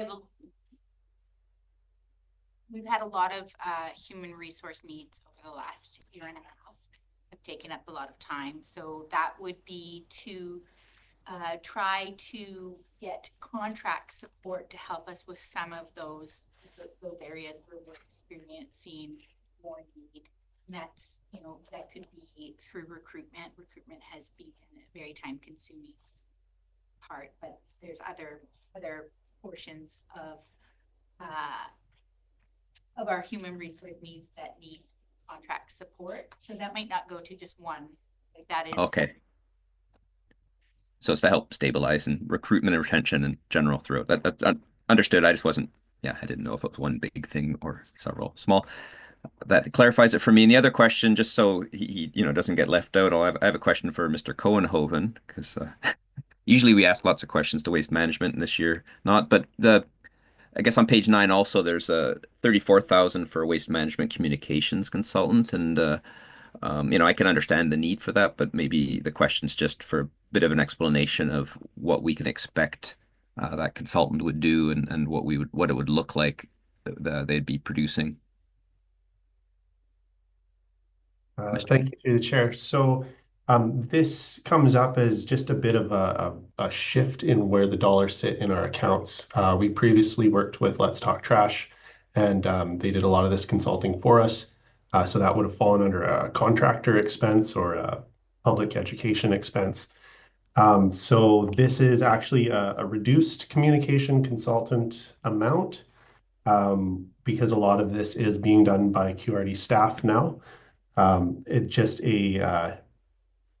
that expense is now sitting in a new account. So typically what we're doing here is getting a little bit of expertise if there's a larger provincial or federal program, or coin a graphic design, or some expertise on how to word different communications. So similar to what was said previously, it's not necessarily one consultant. This is just for the whole program where we need an expert.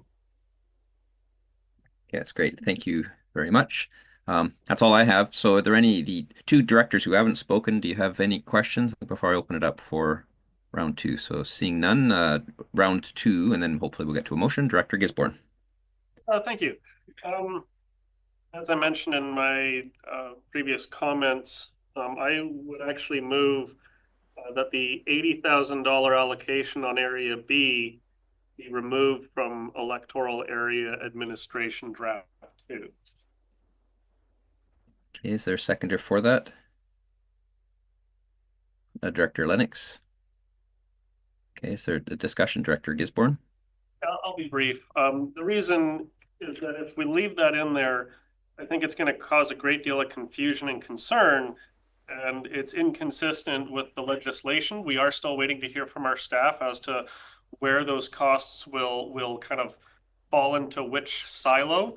But I think it's fairly clear that it doesn't actually fit solely on Area B's shoulders, because that is not what I have heard from any of the provincial staff, or even from the letter from the minister, which all board members have. And I think that when the board does make a decision on how we do our service reviews, I think we can have a better estimate for which service and which increase those will fall into. But whatever increases there are, they will fall under social planning, sub-regional recreation, and MVFE.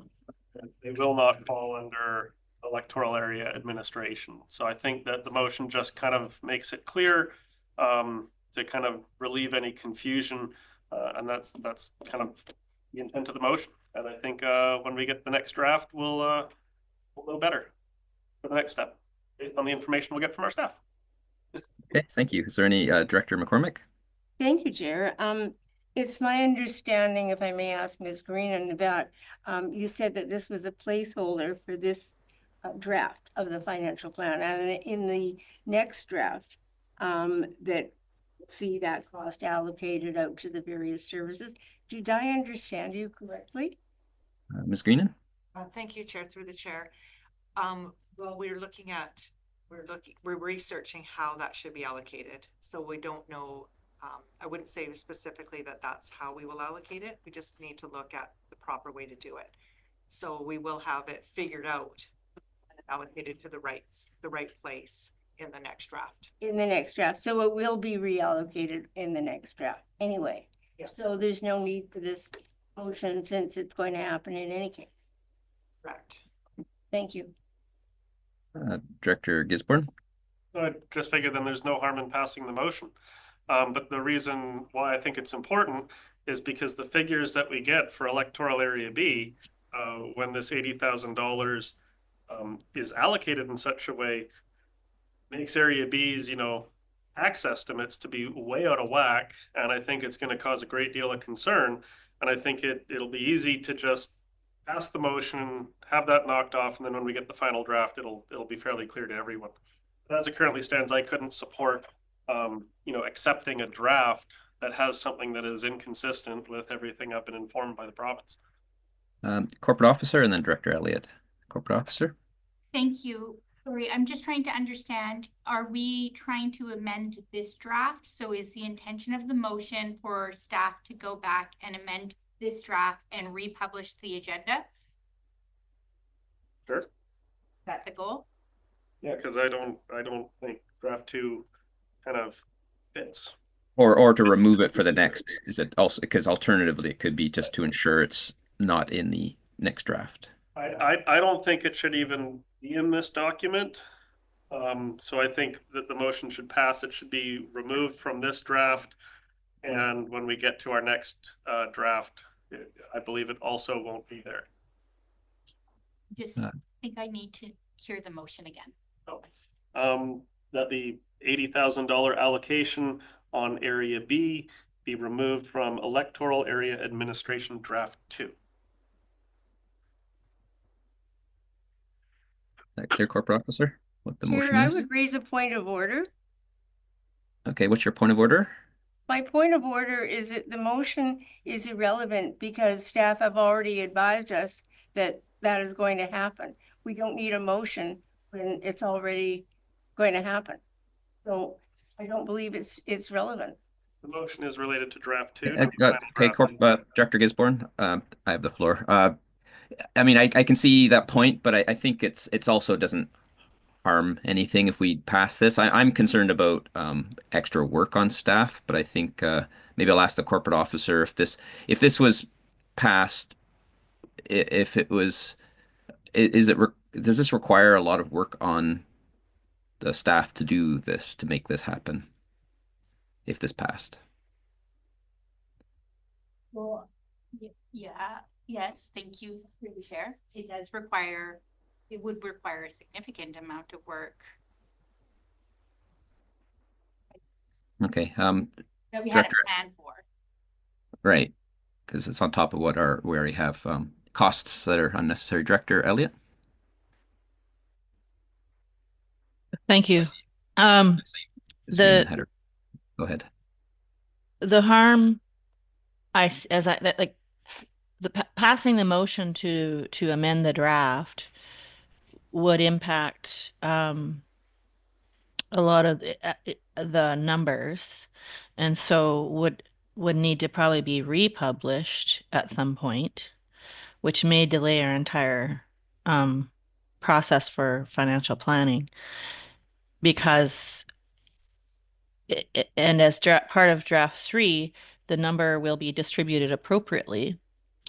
And that's a separate process from removing it and then recalculating all of the per household estimates and so forth. I can see Director Gisborne's point that those recalculations and having more accurate numbers for folks in his area to contemplate as part of the public input for finances is probably better. However, the whole idea of changing the draft and republishing it before we can get on to the process of doing draft 3 when the end result would be the same in that we would have a draft 3 with all of those expenses allocated appropriately and all the numbers changed seems the more efficient way to go. So I sympathize and understand why Director Gisborne would want that. And I think our end result at draft 3 will put us all in the same place with less effort. So that's kind of where I'm thinking. Thank you. Ms. Green, did I see your hand up before I recognize Director Southcott?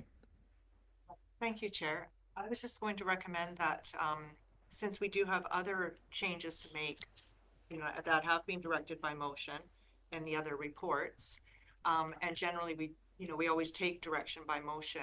Maybe we could have a motion that says that staff investigate and reallocate the $80,000 in electoral area B based on their findings, and that be incorporated into draft 3. And I don't know if that would satisfy the board. That seems to make a lot more sense to me. Now, we have this motion, so I think we have to deal with that, and then maybe we could do that. So Director Southcott and then Director Gisborne. It'd be nice to, move on. We're going to run out of time here soon, but Director Southcott, go ahead. Thank you, Chair. I was just going to suggest that a note be made to the effect of what the CFO suggested. Okay, so I'd say either we withdraw this one or we vote it down and then change it. Director Gisborne? Yeah, we're on item 10.2. Motion that's on the agenda, which we will get to, is that the Finance Committee accept as draft 2 as guiding information. I can't accept draft 2 with an $80,000 allocation specifically to Area B that's in contravention of the provincial legislation. It is in contravention of the letter we received from the minister. The reason I'm putting this forward is so that when we do get to the motion that the Finance Committee accept draft 2, I could then vote in favor of it. But if the Assembly wants to accept draft 2 with a specific $80,000 allocation towards Area B, I will send that to the minister. And how much is that going to cost for staff time? And as I've already pointed out, I don't know where $80,000 came from because the board still needs to make a decision on how we're going to do these service reviews. We had the discussion come up about what's going on with the recreation complex funding. Now, I didn't call a point of order because the discussion is really around our budget. And the question came up is, well, how do we review this issue around the funding for the recreation complex? Well, the service review. I waited a year trying to get it done at this table until I sent the letter in. So I would encourage the Assembly to pass this motion to just say, even if it doesn't affect this agenda, it'll at least show up in the minutes that says, hey, draft 2, we as an Assembly don't accept $80,000 specifically on Area B, because that's what will show up in the minutes. And that's what I'm trying to change. That way we can accept draft 2 without really pushing me into a corner to send another letter to the Minister of Municipal Affairs. Thank you for that. And I have one comment, which is I sympathize with the comments and the concern by Director Gisborne, but I do not want staff to be spending time changing draft 2 and changing all the numbers in there when in fact I would rather our staff time resources be directed to changing draft 3. And this is going to be changed in draft 3. And I think the proposal by Ms. Greenan would achieve that. It would move it forward towards draft 3 rather than going back and changing numbers. It would get it in the minutes. There would be a motion that would say this is going to be addressed. It's going to be coming out without requiring going back and republishing something that's always interim. I can almost guarantee no one in the public cares about draft 2 and draft 1. They care about the final one and what their tax bill will be. And I think having it in the minutes would achieve that. It would show that this is identified and discussed. And I think that's a good point raised by Director Gisborne, but it's being proactive moving forward, not spending time, changing something that's in the rearview mirror. So I'm not going to support this motion before us. But okay, unless there's anything more urgent, any other urgent discussion, I'm going to call the question on this motion. Director Elliott. Would it be a substantial change to amend the motion to say remove it from electoral, be administrative services and allocate it appropriately to the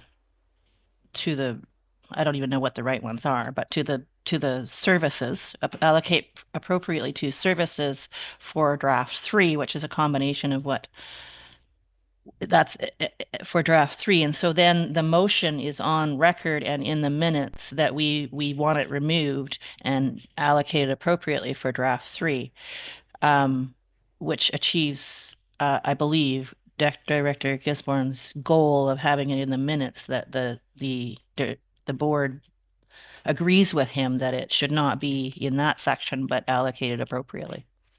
Is that a motion to make an amendment to add those words? Yeah, and I spoke too much, but the amendment would be to and I don't know the exact wording it had on there, but allocate it to appropriate services to in remove draft 3. it, as according to the motion was to remove it, and I would say yes to remove it, and allocate appropriately to the services for draft 3, rather than yeah. Okay. So on the amendment, is there discussion on that amendment? So it wouldn't require changes to draft 2. It would just come up in draft 3 and more or less be recording it in the minutes, but then the process would follow as it would without the motion at all. So it would actually carry on. And Okay. the motion is on record that we agree that it doesn't belong in that where it's at right now.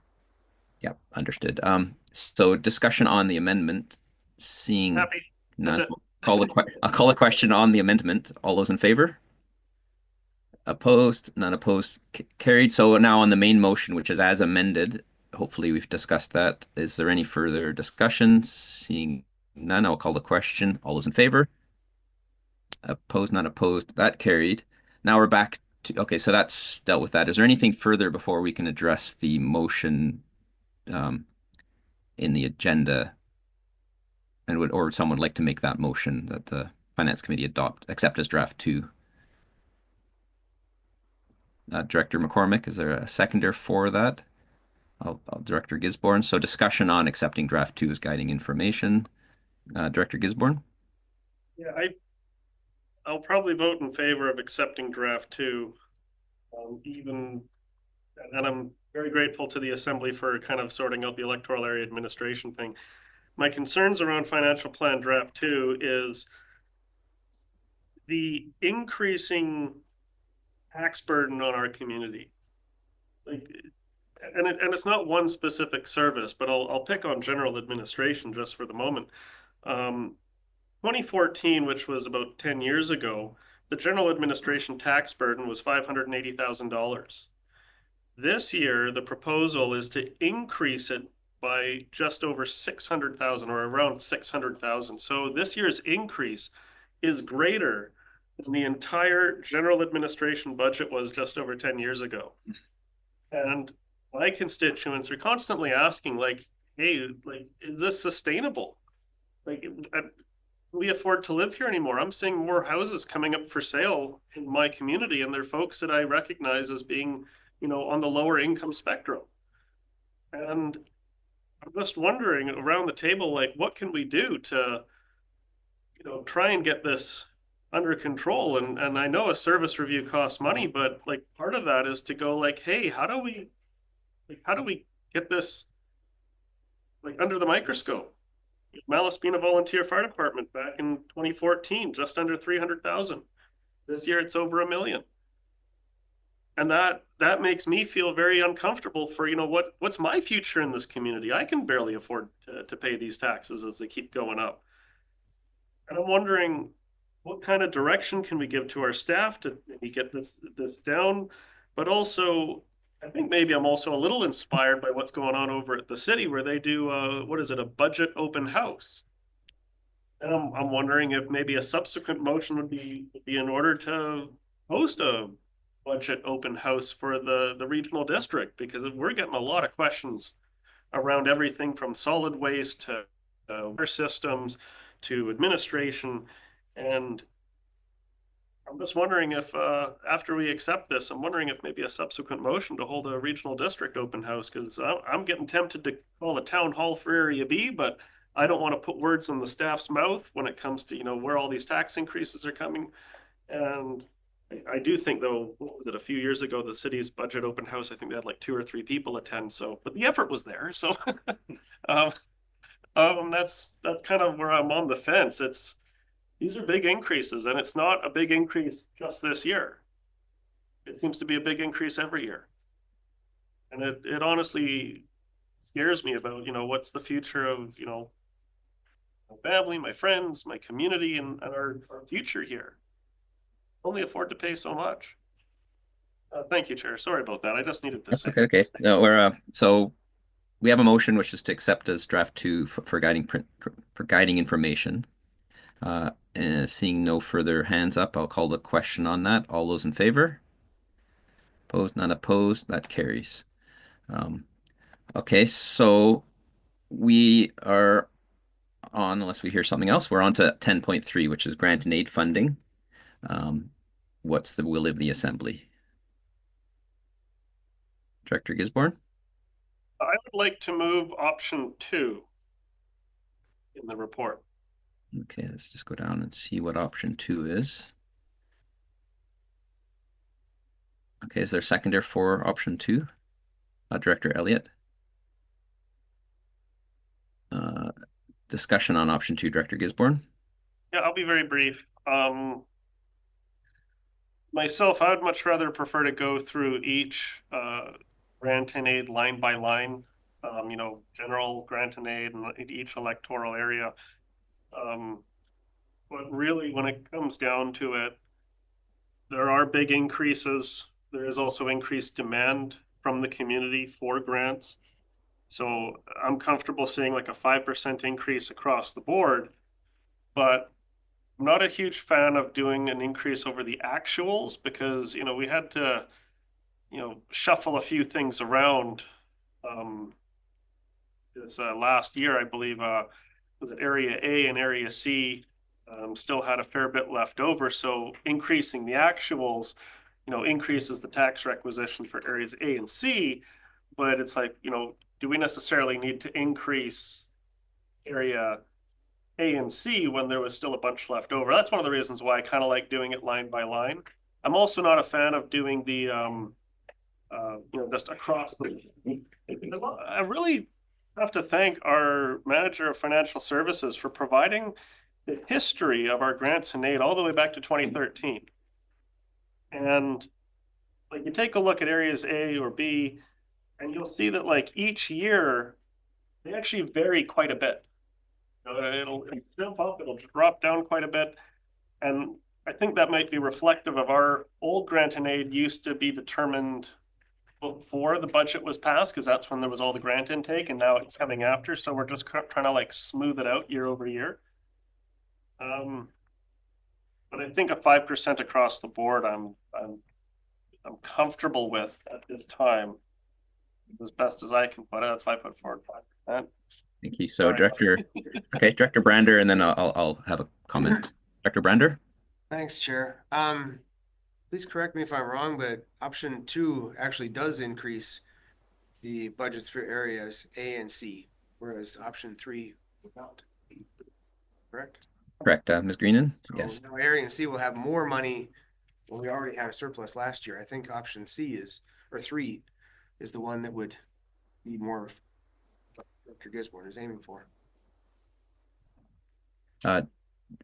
So just see Director Lennox, but I'll speak after Director Brander. And I think Director, So you're done. Okay, I just wanted to add to that if this was to pass, there's nothing stopping a director from making amendments, in particular for areas A and C, because because of that surplus, which I think is the option the recommendation did propose. So I think this would set a groundwork of 5% in general, and then I think rather than finagling it, I think that could be adjusted either at this meeting or at the next draft.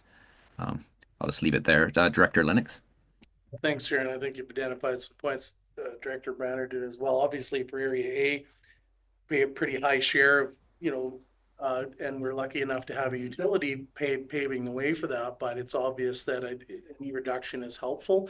But I think that it's also, and Ms. Greenan can correct me if I'm wrong, that when we don't spend our full amount, we'll use Area A, then that goes back to the taxpayer. So it's not like we're committed to spending that if it was, whatever the rate is, 17.89. If it's less, it's less.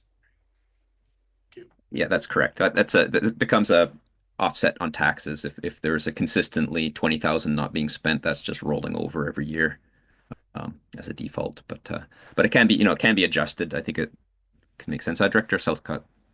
Yeah, thank you, Chair. There's a higher level, I guess, consideration that I definitely have with regard to the whole concept of grants and aid.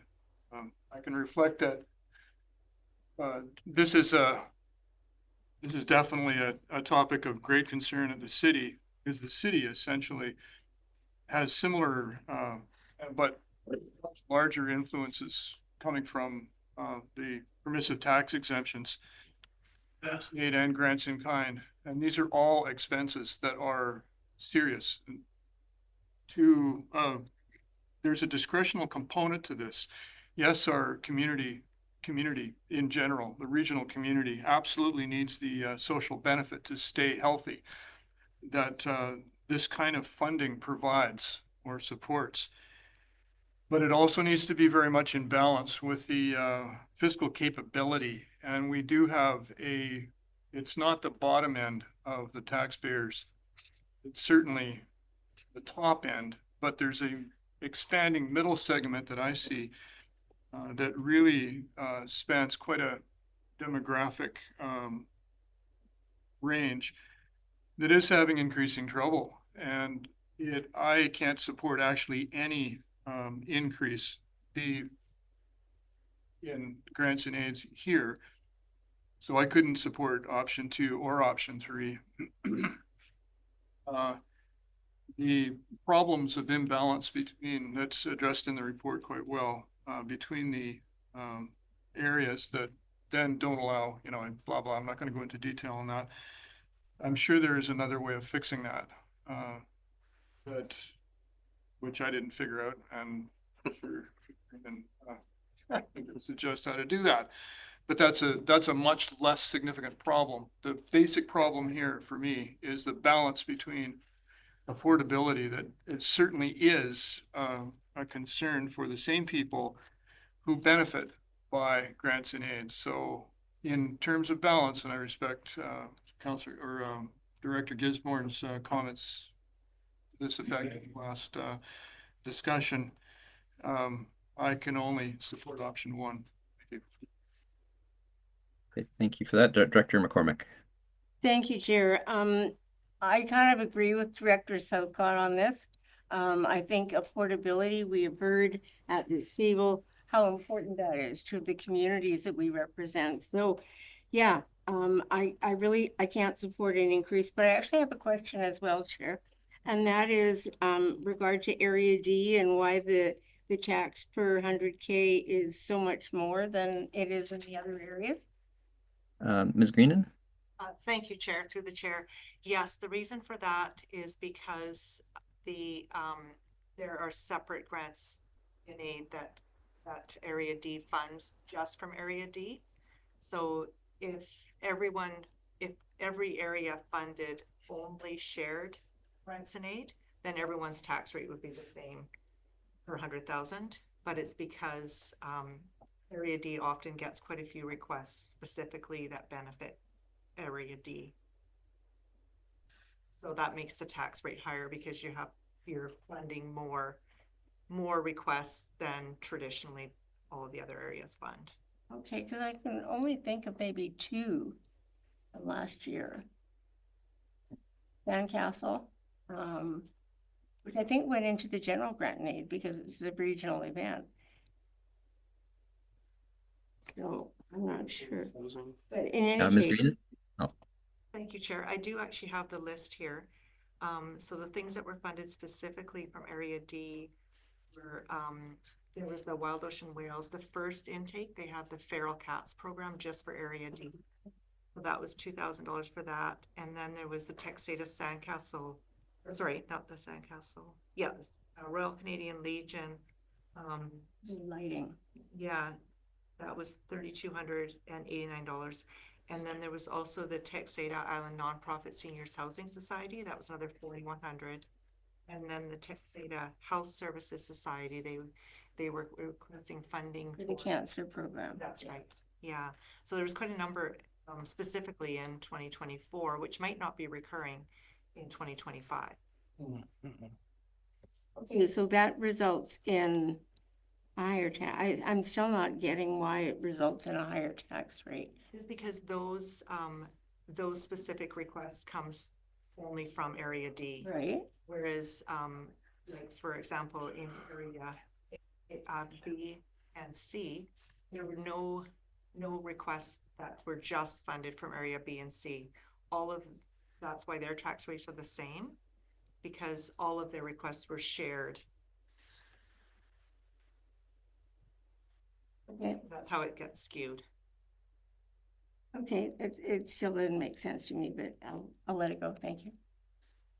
okay, so I noticed that we're at 4 o'clock. So and we have a motion on the table. So either if there's more discussion needed, we could adjourn until after the board meeting. If there is no further discussion, we could put the motion to a vote and then either adjourn or adjourn until after the board meeting. So if there is anyone have further discussion, Director Brander? I'll just be quick. I know I commented earlier, but as far as the vote goes, I would be voting against this one or voting against option 3. Option 1 is the only one that I'm okay with at this point because I don't see the need to increase the budget. Okay. Okay, so seeing no further discussion on this, maybe I'll call the motion. I had my hand up for quite you had some your hand. time. Okay. Oh, sorry. And You slid off my screen. Okay, I'm sorry. I My was apologies, trying, Director Elliott. I was trying to say that it looks like there is more to say, and we also had another item tabled till after this item, and so it may be that we have to just table the whole meeting until after. Yeah, I think that's what we should do. So why don't we adjourn this until after the board meeting, and hopefully we can wrap it up in a few minutes after the board meeting. Move adjournment until after the regional board meeting. That's a seconder for that. Okay, Director Lennox, a discussion, seeing none, all those in favor? Not opposed. Okay, we'll adjourn and we will carry on in a moment. Bio break, yeah. Our corporate officer. We're gonna start the regional board meeting at 4:10. Recording We're stopped. gonna start at 4. Due to the bylaw very quickly.